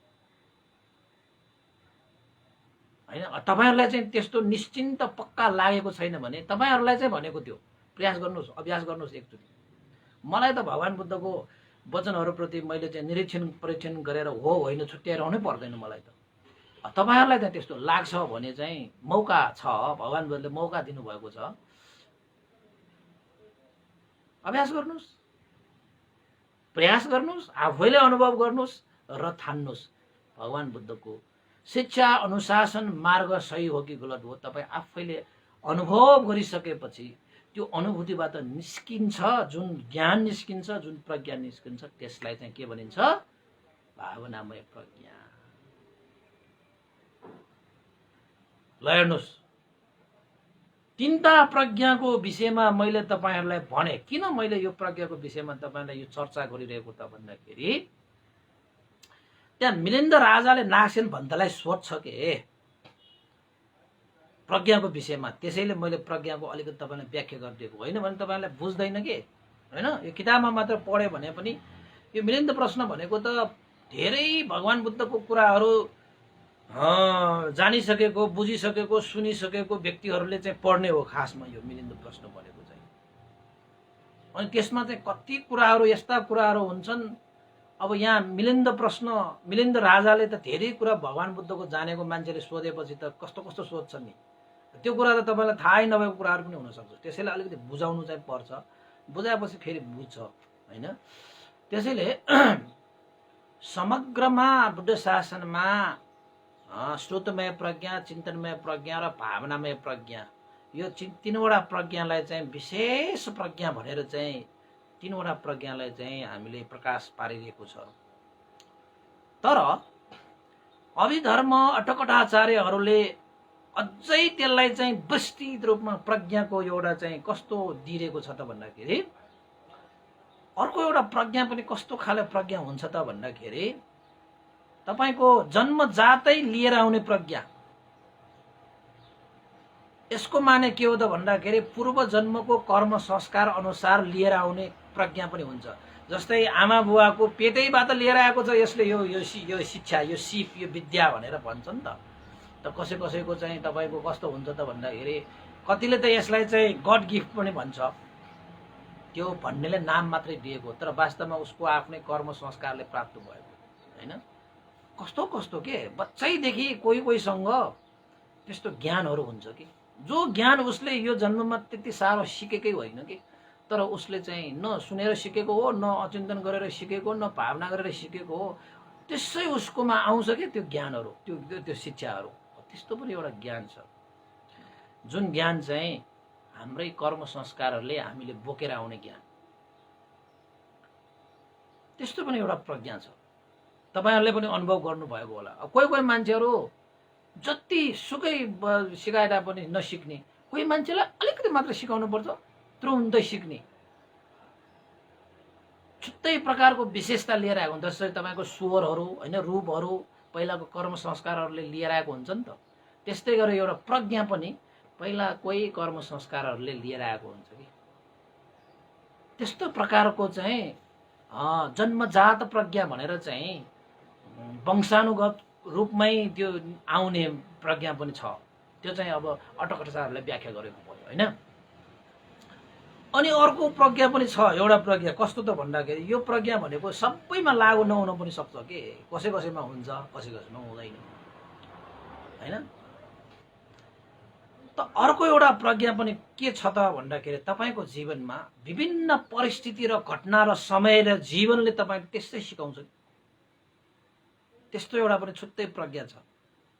जस्तै तपाईहरु चाहिँ अब जीवनको यात्रामा कहाँ कहाँ पुगिन्छ हैन, कहाँ कहाँ गइन्छ, त्यो घटनाक्रमले, त्यो समयले, त्यो परिस्थितिले नै तपाईलाई एउटा चाहिँ मनमा ज्ञान उत्पन्न गराउँछ के। यद्यपि ती ज्ञानहरू सबै तपाईको यो श्रुतमय, चिन्तनमय र भावनामय भित्र नै पर्छन्, तर अटकटाचार्यले अलिकति व्याख्या गरिदिएर यो प्रज्ञालाई चाहिँ अलिकति पाँच भागमा अलिकति विस्तृत रूपमा व्याख्या गरिदिएको। तपाईको जिन्दगीमा पनि हुन्छ नि त, एउटा सबभन्दा विश्वास गरेको मान्छे, सबभन्दा ढोकेबाज निस्कियो ल भयो होइन। अब तपाईँले त्यहाँ तपाईँले ढोका खानुभयो भने त्यो एउटा चाहिँ विश्वासमा ढोका घाट भएर हामीले ज्ञान लिनु खोजेको त होइन, तर तपाईँको विश्वासमा घाट भयो भने पनि तपाईँले चाहिँ अब ज्ञान आउँछ, तपाईँलाई चिट खोल्छ भन्छ नि त हाम्रो नेपाली भाषामा, चिट खोल्छ क्या उसको। हो यस्तोसम्म विश्वास गरेँ, यस्तो हुँदैछ। हुन त त्यो चिन्तनमय प्रज्ञाबाटै त्यो चाहिँ आधार लिएरै हुने हो, तर त्यो घटनाक्रम र समयले होइन तपाईँलाई परिस्थितिले त्यस्ता चाहिँ ज्ञानहरू पनि आउँछ कि प्रज्ञाहरू पनि आउँछ होइन।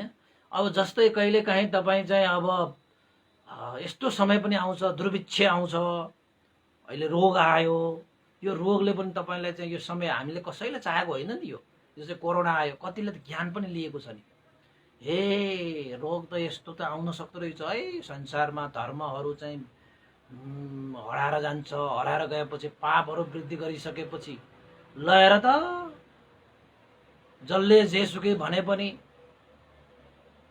धर्म हराएपछि यस्ता घटनाहरू पनि हुन सक्दो रहेछ। ल किन त भन्दाखेरि धर्म नभएपछि मान्छेहरूको मनमा नकारात्मक सोचहरू आयो, ती सोचहरू त यहाँ चाहिँ ब्रह्माण्डमा होइन त्यस्ता सोचहरू त फैलिन्छ नि, तपाईँको कीटाणु जस्तो भाइरस जस्तो फैलिन्छ नि, तपाईँको दिमागमा फैलिन्छ, उसको दिमागमा फैलिन्छ नराम्रा चिजहरू, त्यसपछि त्यहाँबाट चाहिँ एउटा चाहिँ नकारात्मक चिजहरूको सृजना हुन्छ। जस्तै अहिले यो भाइरसहरू आयो होइन, कहाँ थियो त त्यो भाइरसहरू पहिला त थिएन, त अहिले आयो भनेको मतलब केही न केही चाहिँ कारण र कार्य नभइकन त आउँदैन, केही कारण त जुर्यो उसको लागि। त्यो भाइरस उत्पन्न हुनको निमित्त तपाईँको मानसिकता हुनसक्छ, तपाईँको वातावरण हुनसक्छ होइन, तपाईँको समय परिस्थिति सबै त्यहाँ मिलेपछि न उत्पन्न हुने हो नि त, त्यत्तिकै उत्पन्न भएको त होइन। त्यसैले तपाईँको जीवनमा विभिन्न परिस्थिति, समय र जिन्दगीले तपाईँलाई चाहिँ भोग गराउँछ कि त्यो बेलामा पनि तपाईँले ज्ञान लिन्छ। जस्तै दुःख पर्दाखेरि ज्ञान धेरै आउँछ, सुख पर्दाखेरि धेरै मात्तिन्छ होइन, दुःख पर्दाखेरि तपाईँ धेरै ज्ञान लिन सक्छ। त्यसैले दुःखमा तपाईँ आत्तिनु पर्दैन, दुःखले तपाईँलाई ज्ञान दिन्छ, सत्य ज्ञान दिन्छ। हो यसरी चाहिँ जीवनमा परिस्थिति, समय, अवस्थाले तपाईँलाई चाहिँ जुन प्रज्ञा उत्पन्न गराइदिन्छ,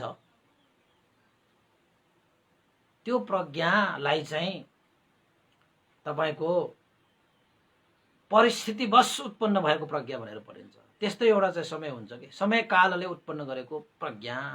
यसरी पनि अटकराचार्यहरूले दुई किसिमका प्रज्ञाहरू चाहिँ छुट्याएर फेरि चाहिँ व्याख्या गरिएको छ। तपाईँहरूलाई मैले चाहिँ यो अलिकति सरसर्ती भनिदिएको, तपाईँहरूको जीवनमा पनि त्यस्तो भएको हुनसक्छ। जुन चिजहरू तपाईँले चाहिँ तपाईँ जीवनमा लड्नुहुन्छ, तपाईँ जीवनमा धेरै धेरै चिजहरू भोग्नुहुन्छ, धेरै धेरै घाट प्रतिघाटहरू, दुःखहरू, कष्टहरू, पीरहरू होइन, समस्याहरूसँग तपाईँ जुझ्नुपर्छ, हरेक परिस्थितिसँग लड्नुपर्छ। त्यसरी पनि तपाईँले चाहिँ प्रज्ञा प्राप्त गरिसकेको हुन्छ कि, किनभने त्यो पनि एक किसिमको अनुभवी ज्ञान हो। तर तपाईँले अनुभवी गर्ने भनेर अनुभवी गरेर त्यो भावनामय प्रज्ञा जस्तो त होइन।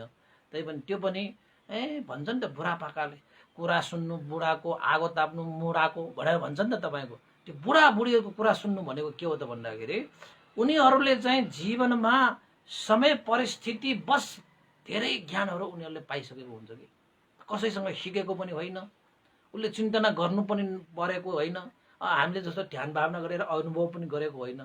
त उनीहरूले जीवनको एउटा भोगाइ हो कि, त्यो भोगाइले नै उसले धेरै चिजहरू सिकिसकेको हुन्छ कि त्यो बुढापाकाहरू, उमेर भएका व्यक्तिहरूले। त्यसैले कुरा सुन्नु बुढाको, आगो टाप्नु मुढाको, मुढाको आगो धेरै समयसम्म पनि बल्छ, न्यानो पनि हुन्छ क्या। परालको आगो भनेको एकैछिन वार्क बल्यो स्वार्क सक्यो होइन, त्यस्तो आगो तापेर त भएन नि होइन। अब तपाईँको उमेर कति भयो, उहाँको उमेर कति भयो, तपाईँहरूले पनि जीवनमा धेरै त्यस्ता अनुभवहरू गरेको हुन्छ। त्यस्ता चाहिँ अनुभवी त्यस्तो चाहिँ के हो न भोग ज्ञान भन्छ क्या, तपाईँले जिन्दगीमा भोगेर आएको हिसाबबाट प्राप्त भएको भोग ज्ञान। हेर्नुहोस् त तपाईँले मैले त कति पाइसकेँ भन्दाखेरि म यस्तो चाहिँ अब धेरै उमेर नभएको मान्छेले त तपाईँको जिन्दगीमा कस्ता कस्ता घटनाहरूको सामना गरेर कस्ता कस्ता परिस्थितिहरूसँग जुधेर कस्ता कस्ता विभिन्न चाहिँ होइन अब अप्ठ्यारा होइन सँग चाहिँ जुधेर आफैले कस्ता कस्ता भोग गरेर चाहिँ ज्ञान लिइसके भनेपछि अब तपाईँहरूको कुरा होइन अब उमेर धेरै धेरै भएका व्यक्तिहरूले नगर्ला भन्ने त सक्दै छैन। हुन त अब उमेरले मात्रै धेरै अनुभव हुने त होइन, जीवनमा उसले कति जीवनलाई चाहिँ भोग गरे त्यो अनुसारको पनि हुन्छ फेरि है। फेरि त यद्यपि धेरै उमेर भएकोले धेरै जीवनलाई भोग गरेको हुनाले भोगमय ज्ञान होइन त्यहाँबाट चाहिँ आयो भन्ने अब जन्ममय ज्ञान अनि त्यसपछि भोगमय ज्ञानमा दुईटा ज्ञानलाई पनि यहाँ जोडेको हो। त्यसैले चाहिँ अब ज्ञान भनेको त हरेक किसिमले दिन सकिन्छ। पहिला पहिला हामीलाई चाहिँ ज्ञानी हुनु जुइमा बाबु ज्ञानी जुइमा ज्ञान सेकी झिपी ज्ञान मर्या थेजुल भनेर भन्थ्यो कि हाम्रा बाजेहरूले। हाम्रा चाहिँ गाउँ भाइका यो गाउँघरका त्यो हाम्रो चाहिँ इष्टमित्र न्यादी बन्धुहरूले के भन्थ्यो र नै सिकाउँथ्यो के नमो बागी सोराए नेदुलिसी बजाए भनेर सिकाउँथ्यो। त्यो प्रज्ञा लिने त्यो सूत्र भनेर चाहिँ अब त्यो चाहिँ अब ख्याल गरेको होला होइन। अहिले पनि मलाई याद छ कि मलाई त पहिला सिकाएको नमो बागी सोराए नेदुलिसी बजायो भनेर के सिकाएको होला यो नमो बागी सोरायो नेदुलिसी बजायो अरे ल के भनेको भनेर कन्ध गर्थ्यो कि त्यसलाई नै एउटा मन एउटा स्थानमा राख्नु त हो नि। नमबागी सोरायो होइन त्यसपछि खाएपछि पेट भरियो भनेको के त्यो नेपाली भाषामा। अब त्यसरी मात्र त प्रज्ञा लिने होइन, त्यो पनि अब सिकेर लिने भइहाल्यो होइन। त्यसैले यो प्रज्ञा भनेको चिज हामीले लिने भनेर हामी भनिरहेका छौँ। प्रज्ञा प्राप्त गर्ने भनिरहेका छौँ। यो विषयलाई चाहिँ मिलिन्द राजाले नागसेन भन्तेलाई के सोधे त भन्दाखेरि भन्ते यो प्रज्ञा तपाईँले भनिरहनु भएको छ, विभिन्न प्रज्ञा भन्नु पनि भयो। यो प्रज्ञा चाहिँ कहाँ रहिरहन्छ त जसलाई हामीले प्राप्त गर्नुपर्छ। अब तपाईँले चाहिँ अब जस्तै उदाहरणको लागि कुनै सामान चाहियो भने पसलमा गयो, फलफुल चाहियो भने बगैँचामा गयो, हिरा चाहियो भने खानीमा गयो होइन, पानी चाहियो भने खोलामा गयो, धारामा गयो, कुवामा गयो, इनारमा गयो भने जस्तो मिलिन्द राजाको आशय के थियो त भन्दाखेरि अब हामीलाई प्रज्ञा चाहिन्छ। प्रज्ञाले हाम्रो जीवन उकास्द छ, यस्तो हुन्छ उस्तो हुन्छ। त यो प्रज्ञा चाहिँ कहाँ बसिरहन्छ भन्थे यो प्रज्ञा कुनै स्थानमा बसिरहन्छ जसलाई हामीले टिपेर ल्याउन सकोस् भनेर भने। त्यसपछि नागसेन भन्तेले के भने त भन्दाखेरि राजा मिलिन्द प्रज्ञा बस्ने कुनै स्थान भनेर छैन जुन स्थानमा गएर हामीले लिएर आउन सकोस्, टिपेर ल्याउन सकोस्, बोकेर आउन सकोस् होइन, काटेर ल्याउन सकोस्। त्यसरी त प्रज्ञा बस्ने स्थान भनेर कहीँ पनि बसिरहेको हुँदैन भनेर भनेछ।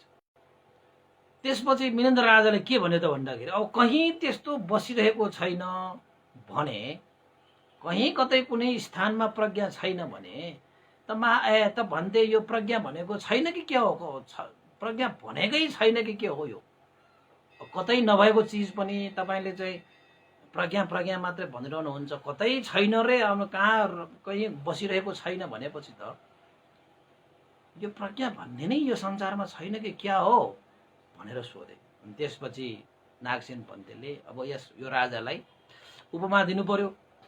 उपमा दिएपछि मात्रै बुझ्छ यसले।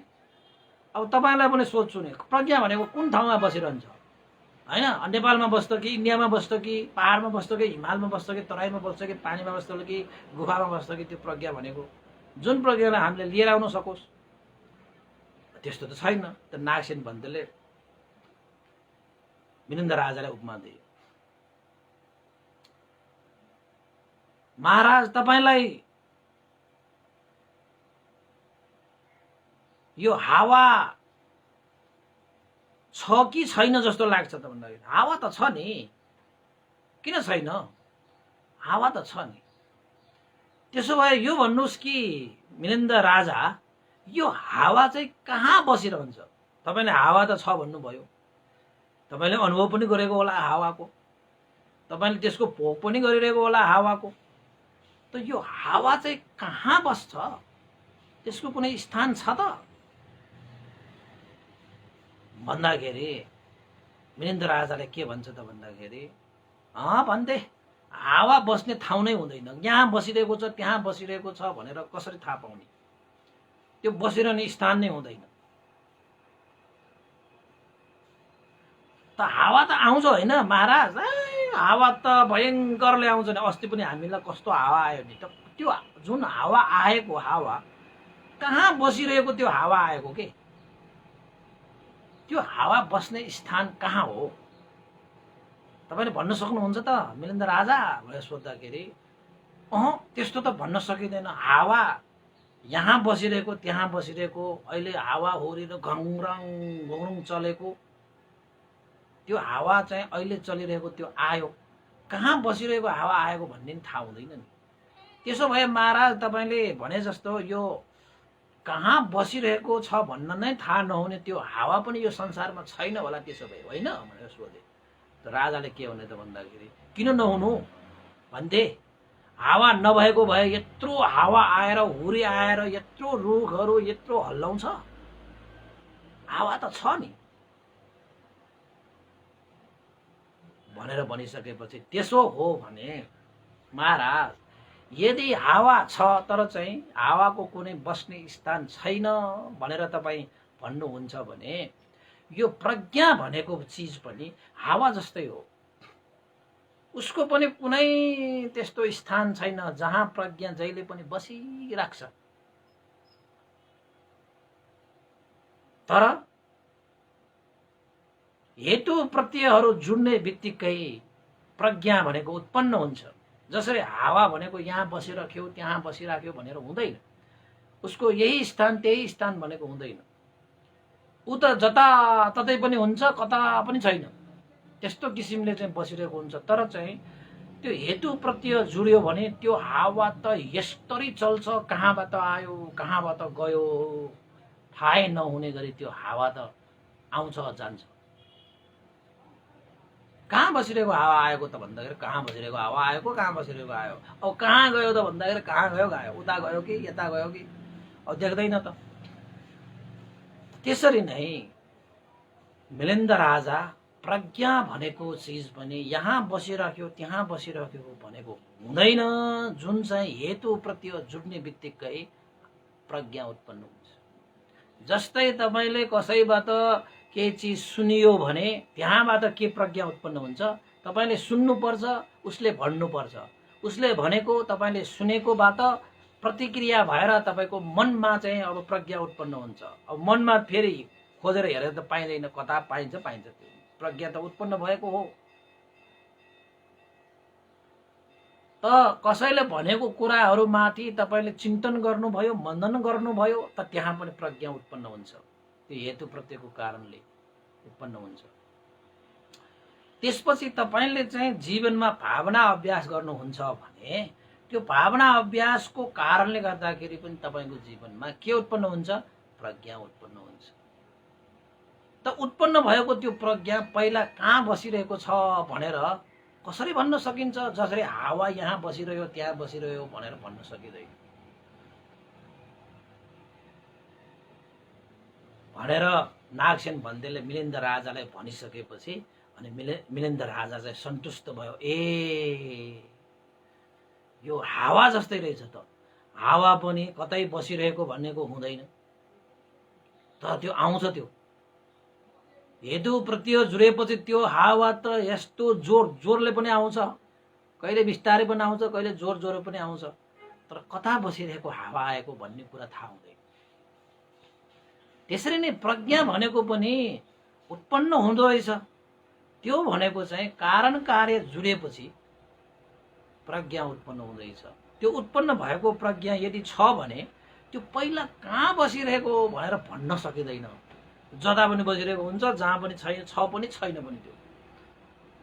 तर कारण कार्य जुडिसकेपछि त्यो उत्पन्न हुन्छ। जसरी यो हात यसरी ठोकेपछि आवाज आयो, त्यो आवाज उत्पन्न भएको त्यो आवाज कहाँ बसिरहेको थियो पहिला भनेर चाहिँ कसैले सोध्यो भने भन्न सकिएला त? सकिँदैन। किन त भन्दाखेरि त्यो आवाज उत्पन्न भएको चाहिँ कतै बसिरहेको आवाज उत्पन्न भएको त होइन, तपाईँको हात जोडेको कारणले त्यो कारण कार्यबाट उत्पन्न भएको हो नि त्यो आवाज। अब त्यो आवाज पहिला कहाँ बसिरहेको छ भनेर कसैले सोध्यो भने त अब त्यो भनेर सार्थक हुने कुरा होइन नि, त्यो त कहीँ बसिरहेको पनि छैन। त्यसो भए कहीँ बसिरहेको पहिला थिएन भने के आवाजै छैन भन्ने त नभए त यसरी आवाज आउँदै आउँदैन, ठोकेको कारणले त आयो त हो। प्रज्ञा भनेको पनि हामीले उत्पन्न गर्ने चिज हो त्यो, कतै तपाईँको चाहिँ बसिरहेको हुँदैन, कसै त्यो सुरक्षित हुँदैन। त्यसलाई त तपाईँले चाहिँ गर्नुपर्ने अभ्यास, गर्नुपर्ने चिन्तन मनन, गर्नुपर्ने श्रवण धर्मलाई श्रवण गरेर तपाईँले ज्ञान उत्पन्न तपाईँले गर्ने हो नि त। त्यो त्यस्तो छ भनेर चाहिँ भनिसकेपछि महाराज यसरी प्रज्ञालाई उत्पन्न गरिसकेपछि, आफैले प्रज्ञालाई उत्पन्न गरिसकेपछि, श्रुतमय प्रज्ञा, चिन्तनमय प्रज्ञा र भावनामय प्रज्ञालाई उत्पन्न गरिसकेपछि न सम्पूर्ण दुःखबाट मुक्त भएर यो संसारबाट हामी तरेर जान सक्छौँ। संसारका सम्पूर्ण दुःखबाट मुक्त भएर जान सक्छ, संसारिक जीवनबाट अलग भएर जान सक्छ, संसारिक दुःखको सागरबाट पार तर्न सक्छ। केले? प्रज्ञाले। प्रज्ञा बिना तपाईँ संसारिक दुःखबाट मुक्त हुने, संसारिक माया मोहबाट मुक्त हुने, संसारिक भवचक्रबाट मुक्त हुने तपाईले सोध्दै नसोचे हुन्छ। बिना प्रज्ञा यस्ता चाहिँ संसारिक चिजबाट तपाईँ अलग हुन सक्नुहुन्छ। अहिले तपाईँको प्रज्ञा पूर्ण भएको छैन र तपाईँ संसारिक जीवनमा तपाईँ अर्केर बसिरहनु परेको। प्रज्ञा पूर्ण भयो भने यो संसारिक चिजबाट तपाईँ अलग हुनुहुन्छ। त यसै विषयमा मिलिन्द राजाले नागसेन भन्तेलाई सोधे, भन्ते यो संसार संसार भनेर भनिन्छ, वास्तवमा यो संसार भनेको के हो? केलाई संसार भनिरहेको छ, कसलाई संसार भनिन्छ, संसार वास्तवमा के हो भनेर सोधे। त नागसेन भन्तेले के भन्नुभयो त भन्दाखेरि, महाराज मिलिन्द यो संसार भनेको चाहिँ तपाईँ जन्मिनुहुन्छ, वृद्ध हुनुहुन्छ, मर्नुहुन्छ, फेरि जन्म लिनुहुन्छ, फेरि बालक हुन्छ, युवा हुन्छ, वृद्ध हुन्छ, फेरि मर्छ, फेरि जन्मिन्छ, फेरि बालक हुन्छ, युवा हुन्छ, वृद्ध हुन्छ, मर्छ।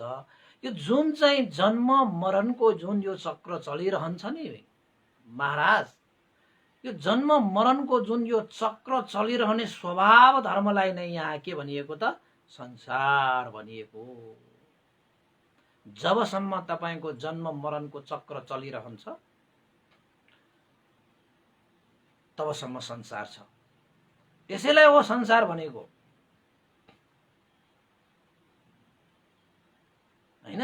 मान्छेहरू यही संसारमा अड्किएर बसिरहन्छ भन्ने, मान्छेहरू यो संसारमा चाहिँ घुमिरहेको छ भन्ने, यो सबै के हो त भन्दाखेरि जन्म मरणको चक्रमा घुमिरहने, जन्म मरणको सिलसिलामा निरन्तरता दिने, जन्म मरणको त्यो अवस्था नै संसार हो। अब तपाईँ संसारमा हुनुहुन्छ भने तपाईँ जन्म मरणको चक्रमा छ। अब तपाईँ संसारबाट अलग हुने हो भने यो जन्म मरणको चक्रबाट अलग हुनुपर्छ, जसलाई हामी लोक भन्छौँ नि। संसार भनेको लोक, धर्मको भाषाबाट लोक भनेको तबसम्म छ जबसम्म तपाईको जन्म र मरण छ। र जन्म मरण तबसम्म हुन्छ जबसम्म तपाईको हृदयमा तृष्णा रूपी बिउ छ, तबसम्म तपाईको जन्म मरण हुन्छ। त तृष्णालाई क्षय गर्नुपर्छ, अनि मात्र जन्म मरणबाट अलगिन्छ, अनि मात्र संसारिक जीवनबाट, संसारिक भव चक्रबाट अलगिन्छ। त महाराज यो चाहिँ जन्म मरणको जुन यो चक्र छ यही संसार हो। त उपमा दिनुस् न भन्ते, कस्तो? त उपमा के चाहिन्छ? तपाईको संसार चाहिँ यो चलिरहने कारण चाहिँ एउटा तपाईले चाहिँ कुनै पनि एउटा मान्छेले आँप खायो, आँप खाएर त्यो आँपको बिया फेरि रोप्यो, रोपेपछि त्यो आँपको बियामा चाहिँ घाम पानी माटो सब मिल्छ, मिलिसकेपछि त्यो आँपको बियाबाट फेरि टुसा पलाउँछ, टुसा त वृद्धि हुँदै चाहिँ बोट बन्छ, बोट बनिसकेपछि वृक्ष बन्छ, वृक्ष बनिसकेपछि फल फल्छ र फल फलिसकेपछि फेरि त्यो फलले फेरि बिया दिन्छ, त्यो बिया फेरि रोपिन्छ, फेरि त्यो रोपेर फेरि टुसा बोट बन्छ, वृक्ष बन्छ। हो महाराज, यसरी वृक्षबाट फल, फलबाट बिया, बियाबाट फेरि वृक्ष, वृक्षबाट फल, फलबाट बिया, बियाबाट फल, जुन यो चक्र चलिरहन्छ कहिले पनि टुङ्गिँदैन। अनन्त यो चल्ने जुन यो स्वभाव धर्महरू छ नि, हो यो अनन्त चल्ने यो स्वभाव धर्मलाई नै के भनिनु रहेछ त? संसार भनिन्छ महाराज, संसार भनिन्छ। त्यसैले संसारको यात्रा गरेर कहिले पनि टुङ्गो लाग्दैन। किन त? बियाबाट वृक्ष बन्छ, वृक्षबाट फल बन्छ, फलबाट फेरि बिया उत्पन्न हुन्छ, बियाबाट फेरि वृक्ष बन्छ, वृक्षबाट फेरि, यो त चक्र चलिरहन्छ। यो त नेचुरल प्रोसेस होइन, यो त चाहिँ प्राकृतिक चाहिँ चक्र चाहिँ चलिरहन्छ। साइन्स विज्ञान पढ्ने मान्छेहरूलाई थाहा छ। त हाम्रो जीवनमा पनि यो तृष्णा भनेको चिजले गर्दाखेरि हाम्रो जन्म हुन्छ, मरण हुन्छ, जन्म हुन्छ, मरण हुन्छ, जन्म हुन्छ, मरण हुन्छ। त यो जन्म मरणको सिलसिला चलिरहन्छ, कहिले पनि टुङ्गिँदैन। संसार भनेको कहिले पनि टुङ्गिँदैन महाराज। यही प्रक्रिया, यही चक्रलाई नै संसार भनिन्छ, संसार भनिन्छ। त उपासक तपाईहरू पनि यो संसारमा आएर तपाईले संसारमा म हिँडेर यो संसार तर्छु भनेर कहिले पनि तर्न सक्दैन। किन त भन्दाखेरि संसार भनेको अनन्त यात्रा हो। यो संसारलाई म हिँडेर एक न एक दिन जतिसुकै जन्म लागे पनि म यो संसार तरेर छाड्छु, टारेर छाड्छु भनेर चाहिँ कसैले भन्छ भने त्यो मूर्खै मात्र हुन्छ। जतिसुकै जन्म लियोस्, जतिसुकै वरण गरोस्, तपाईको चाहिँ कहिले पनि यो संसारबाट मुक्त तपाईँ भइदैन।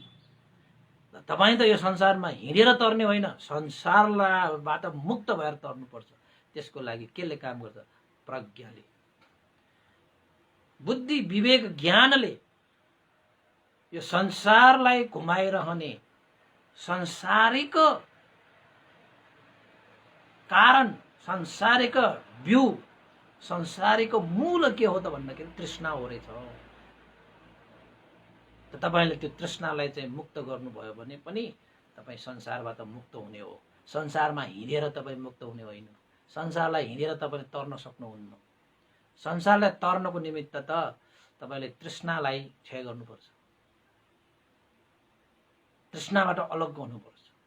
संसारमा त मुक्त भयो महाराज। यो संसार भनेको चाहिँ जन्म मरणको अनन्त सिलसिला नै संसार हो। बियाबाट बोट, बोटबाट फल, फलबाट फेरि बिया, यो त चक्र चलिरहन्छ। यसैलाई संसार भनिन्छ महाराज भनेर नागसेन भन्तेले मिलिन्द राजालाई उपमा सहित संसारको विषयमा प्रकाश पार्नु भइसकेपछि मिलिन्द राजा पनि सन्तुष्ट भए। ओहो, संसार त यस्तो रहेछ त। जब बिया नै छैन भने त बोट कसरी आउँछ, बोटै छैन भने फल कसरी आउँछ, फलै छैन भने फेरि बिया कसरी आउँछ भने जस्तो हो। जब तृष्णा नै छैन भने जन्म कसरी हुन्छ, जन्म नै छैन भने मरण कसरी हुन्छ, मरण नभएपछि अब फेरि कसरी जन्म हुन्छ। भनेपछि तृष्णाको क्षय नहुनु नै संसार हो भन्ने कुरा मिलिन्द राजाले बुझे। तपाईहरु पनि बुझ्नुस्। ल उपासक उपासिकाहरु, आजको लागि देशना चाहिँ मैले यही क्रमशः गरे 1:30 घण्टा जति हुन लागिसकेको छ र आज के उपासक उपासिकाहरूले चाहिँ यहाँ श्रद्धा व्यक्त गर्नु भएको छ, उहाँहरूलाई पनि एकचोटी साधुवाद दिएर उहाँहरूलाई पनि मैत्री भावना गरिदिनु पर्ला, पुण्य अनुमोदन गरिदिनु पर्ला है। त आज विशेषतः चाहिँ दिवंगत हुनुहुने 30 वर्ष पुगिसकेको रे है हाम्रा चाहिँ चारौं सिंह स्वयम्भू परिवारबाट हिजो फोन गर्नुभएको थियो। उहाँको आमा रहेछ नानी माया महर्जन स्वयम्भू है। उहाँ चाहिँ बित्नु भएको 30 वर्ष भइसकेको छ। त्यसैले उहाँको आमाको सुगति र निर्वाण कामना गरेर दीप प्रज्वलन गरिदिने, प्रतिदान पाठ गरिदिने, भोजन र त्यसपछि चाहिँ ध्यान केन्द्रको लागि पनि भनेर श्रद्धा दान भनेर उहाँले चाहिँ रु 2500 श्रद्धा दान पनि व्यक्त गर्नुभएको छ है। त्यसैले उहाँ चारो सिंह परिवार स्वयम्भू सबैलाई धेरै धेरै साधुवाद छ र उहाँको दिवंगत आमा नानी माया महर्जनलाई सुगति निर्वाण कामना गर्दै पनि हामी पुण्य अनुमोदन गर्नेछौँ। त्यस्तै गरी अब हाम्रो चारो सिंह उपासिका त दैनिक उहाँ चाहिँ धर्मदेशना पनि सुन्नुहुन्छ है। पहिलादेखि नै उहाँको परिवारले पनि सुन्नुहुन्छ पहिलादेखि नै है।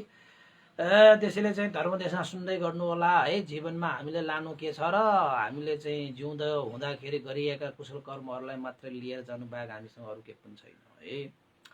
र आज अर्को हाम्रो पाल्पा तानसेन निवासी, यो पाल्पा तानसेन असनटोल भनेर पनि भनेको छ है। तपाईँ पाल्पा तानसेन जानुभयो भने त्यहाँ त असनटोल, मक्खनटोल, कस्तो कस्तो टोल छ। हाम्रो काठमाडौँमा भएको टोलहरू पनि त्यहाँ पनि छ भने त्यस्तो टोलहरू। म पनि त्यहाँ गएर आइसकेको भएर कहाँ जाने भनेको त असनटोल। असनटोल भने छ र यहाँ भने असन त हाम्रो काठमाडौँमा हो, यहाँ पनि असनटोल छ भन्छ होइन। त्यस्ता असनटोल मक्खनटोल सबै छ त्यहाँ। अब यहाँ उहाँ हाम्रा उपासक पनि दैनिक देशनाहरू सुन्नुहुन्छ है। उहाँ धर्मचक्र युवा सङ्घ उपाध्यक्ष पनि हुनुहुन्छ। वसन्तलाल बज्राचार्यज्यूको आज जन्मदिन परेको उपलक्ष्यमा उहाँले कुशल पुण्य सम्पादन गर्नको निमित्त भनेर उहाँले चाहिँ हिजो मेसेज पठाउनु भएको जन्मदिनको उपलक्ष्यमा उहाँलाई पनि शुभकामना व्यक्त गर्न चाहे। उहाँको सुख शान्ति समृद्धि छाओस् होइन धर्मको क्षेत्रमा। र उहाँ धर्मचक्र युवा सङ्घको उपाध्यक्ष पनि हुनुभएकोले धर्मका कार्यहरूमा पनि अब धेरै लागि परेका व्यक्तिहरू हुन्। उहाँहरू जस्तो युवाहरू भएको कारणले गर्दाखेरि पनि पाल्पा तानसेनमा धेरै धर्मका कार्यहरू पनि सम्पादन भइरहेको छ। र आजको यस दिनमा वसन्तलाल बज्राचार्यज्यूको जन्मदिनको उपलक्ष्यमा उहाँले श्रद्धा दान स्वरूप रु 3000 पनि श्रद्धा व्यक्त गर्नुभएको छ। जन्मदिन पर्नुहुने वसन्तलाल बज्राचार्यज्यूलाई धेरै धेरै शुभकामना व्यक्त गर्न चाहे। सुस्वास्थ्य दीर्घायु है उन्नति प्रगतिको कामनाका साथै बुद्ध धर्म सङ्घको शरणमा गएर यसरी नै बुद्ध शासनिक कार्यहरूमा टेवा पुर्याउँदै जान सकोस् र अन्तमा मार्गफल निर्माण पनि होस् भनेर पनि कामना गरेर हामीले चाहिँ पुण्यानुमोदन गर्नुपर्छ यो उपासकहरू। र अन्तमा श्रद्धेय गुरुवर ज्ञानपूर्णिक महास्तवीर भन्ते लगायत श्रद्धेय गुरुवर स्याडो उपनिधा विभंश लगायत सम्पूर्ण बितेर जानुभएका गुरुजनहरूलाई र देवताहरू अमनुष्यहरू सत्व प्राणीहरू र तपाईँ हामी सबैका इष्टमित्र ज्ञाति बन्धु जति पनि छन् उहाँहरूलाई पनि यो पुण्य लाभ होस्, उहाँहरूको पनि हित सुख होस् भनेर आशिका गरेँ। र अर्को उपासकहरूलाई चाहिँ एउटा अन्तिममा एउटा चाहिँ अनुरोध गर्दै होइन आज हाम्रो 444 भाग 444 भाग पुग्यो र हामी 450 भागमा एउटा चाहिँ धर्मदेशना सुन्नुहुने श्रद्धालु उपासक उपासिकाहरूको एउटा चाहिँ अनुभव व्यक्त भएको भिडियोलाई हामी पोस्ट गर्छौँ। कति उपासक उपासिकाहरूले चाहिँ अब पठाइसक्नु भएको छ होइन। 10वटा जति त भयो होला होइन। तपाईँहरूले पनि अब समय त बाँकी नै छ। अब 44 भयो। तपाईँहरूको चाहिँ 48-49 भागसम्ममा तपाईँले पठाइदिनु होला ताकि भन्तीले पनि त्यो भिडियोहरू चाहिँ क्लिप्सहरू बनाउनको लागि अलिकति सजिलो हुन्छ। र भिडियो क्लिप्स पठाउँदाखेरि तपाईँको नाम ठेगाना पनि पठाइदिनु होला है त। त्यसको तलपट्टि पछि भिडियोमा पनि त्यो लेख्नु पर्ला। त्यो जसले बोलिरहेको छ त्यसको चाहिँ नामहरू लेख्न पायो भने अझ राम्रो हुन्छ कि भनेर त्यो पनि गरिरहेको छु होइन। त्यसैले चाहिँ सक्नुहुन्छ भने चाँडोभन्दा चाँडो अहिले चाहिँ पठाइदिनु होला। धेरै उपासक उपासिकाहरूले पठाइसक्नु भएको छ। हिजो मात्रै हाम्रो YMBF परिवारहरूले चाहिँ 4वटा जति उहाँहरूले पठाइनु भयो। हाम्रो चाहिँ विद्यासागर दाइले पनि पठाउनु भयो है। अनि बुटवलको हाम्रो चाहिँ सुमी साक्यले पनि पठाउनु भइसकेको छ। अनि चाहिँ यहाँ हाम्रो के भन्छ सानुमाया महर्जन भयो, नवीना श्रेष्ठ भयो, अनि चाहिँ हाम्रो पुण्य साक्य दाइले पनि पठाउनु भयो। कतिवटा चिजहरू त मैले कति छ त्यो पठाइसकेको नामहरू त्यति त भएन। तर सबैले पठाउनु हुने सबैलाई धेरै धेरै साधुवाद छ। पठाउनु होला है त। अन्तमा हामी पुण्यानुमोदन गरौँ। 6 बजे अवश्य भेटौँला। भवतु सर्वमङ्गलम्।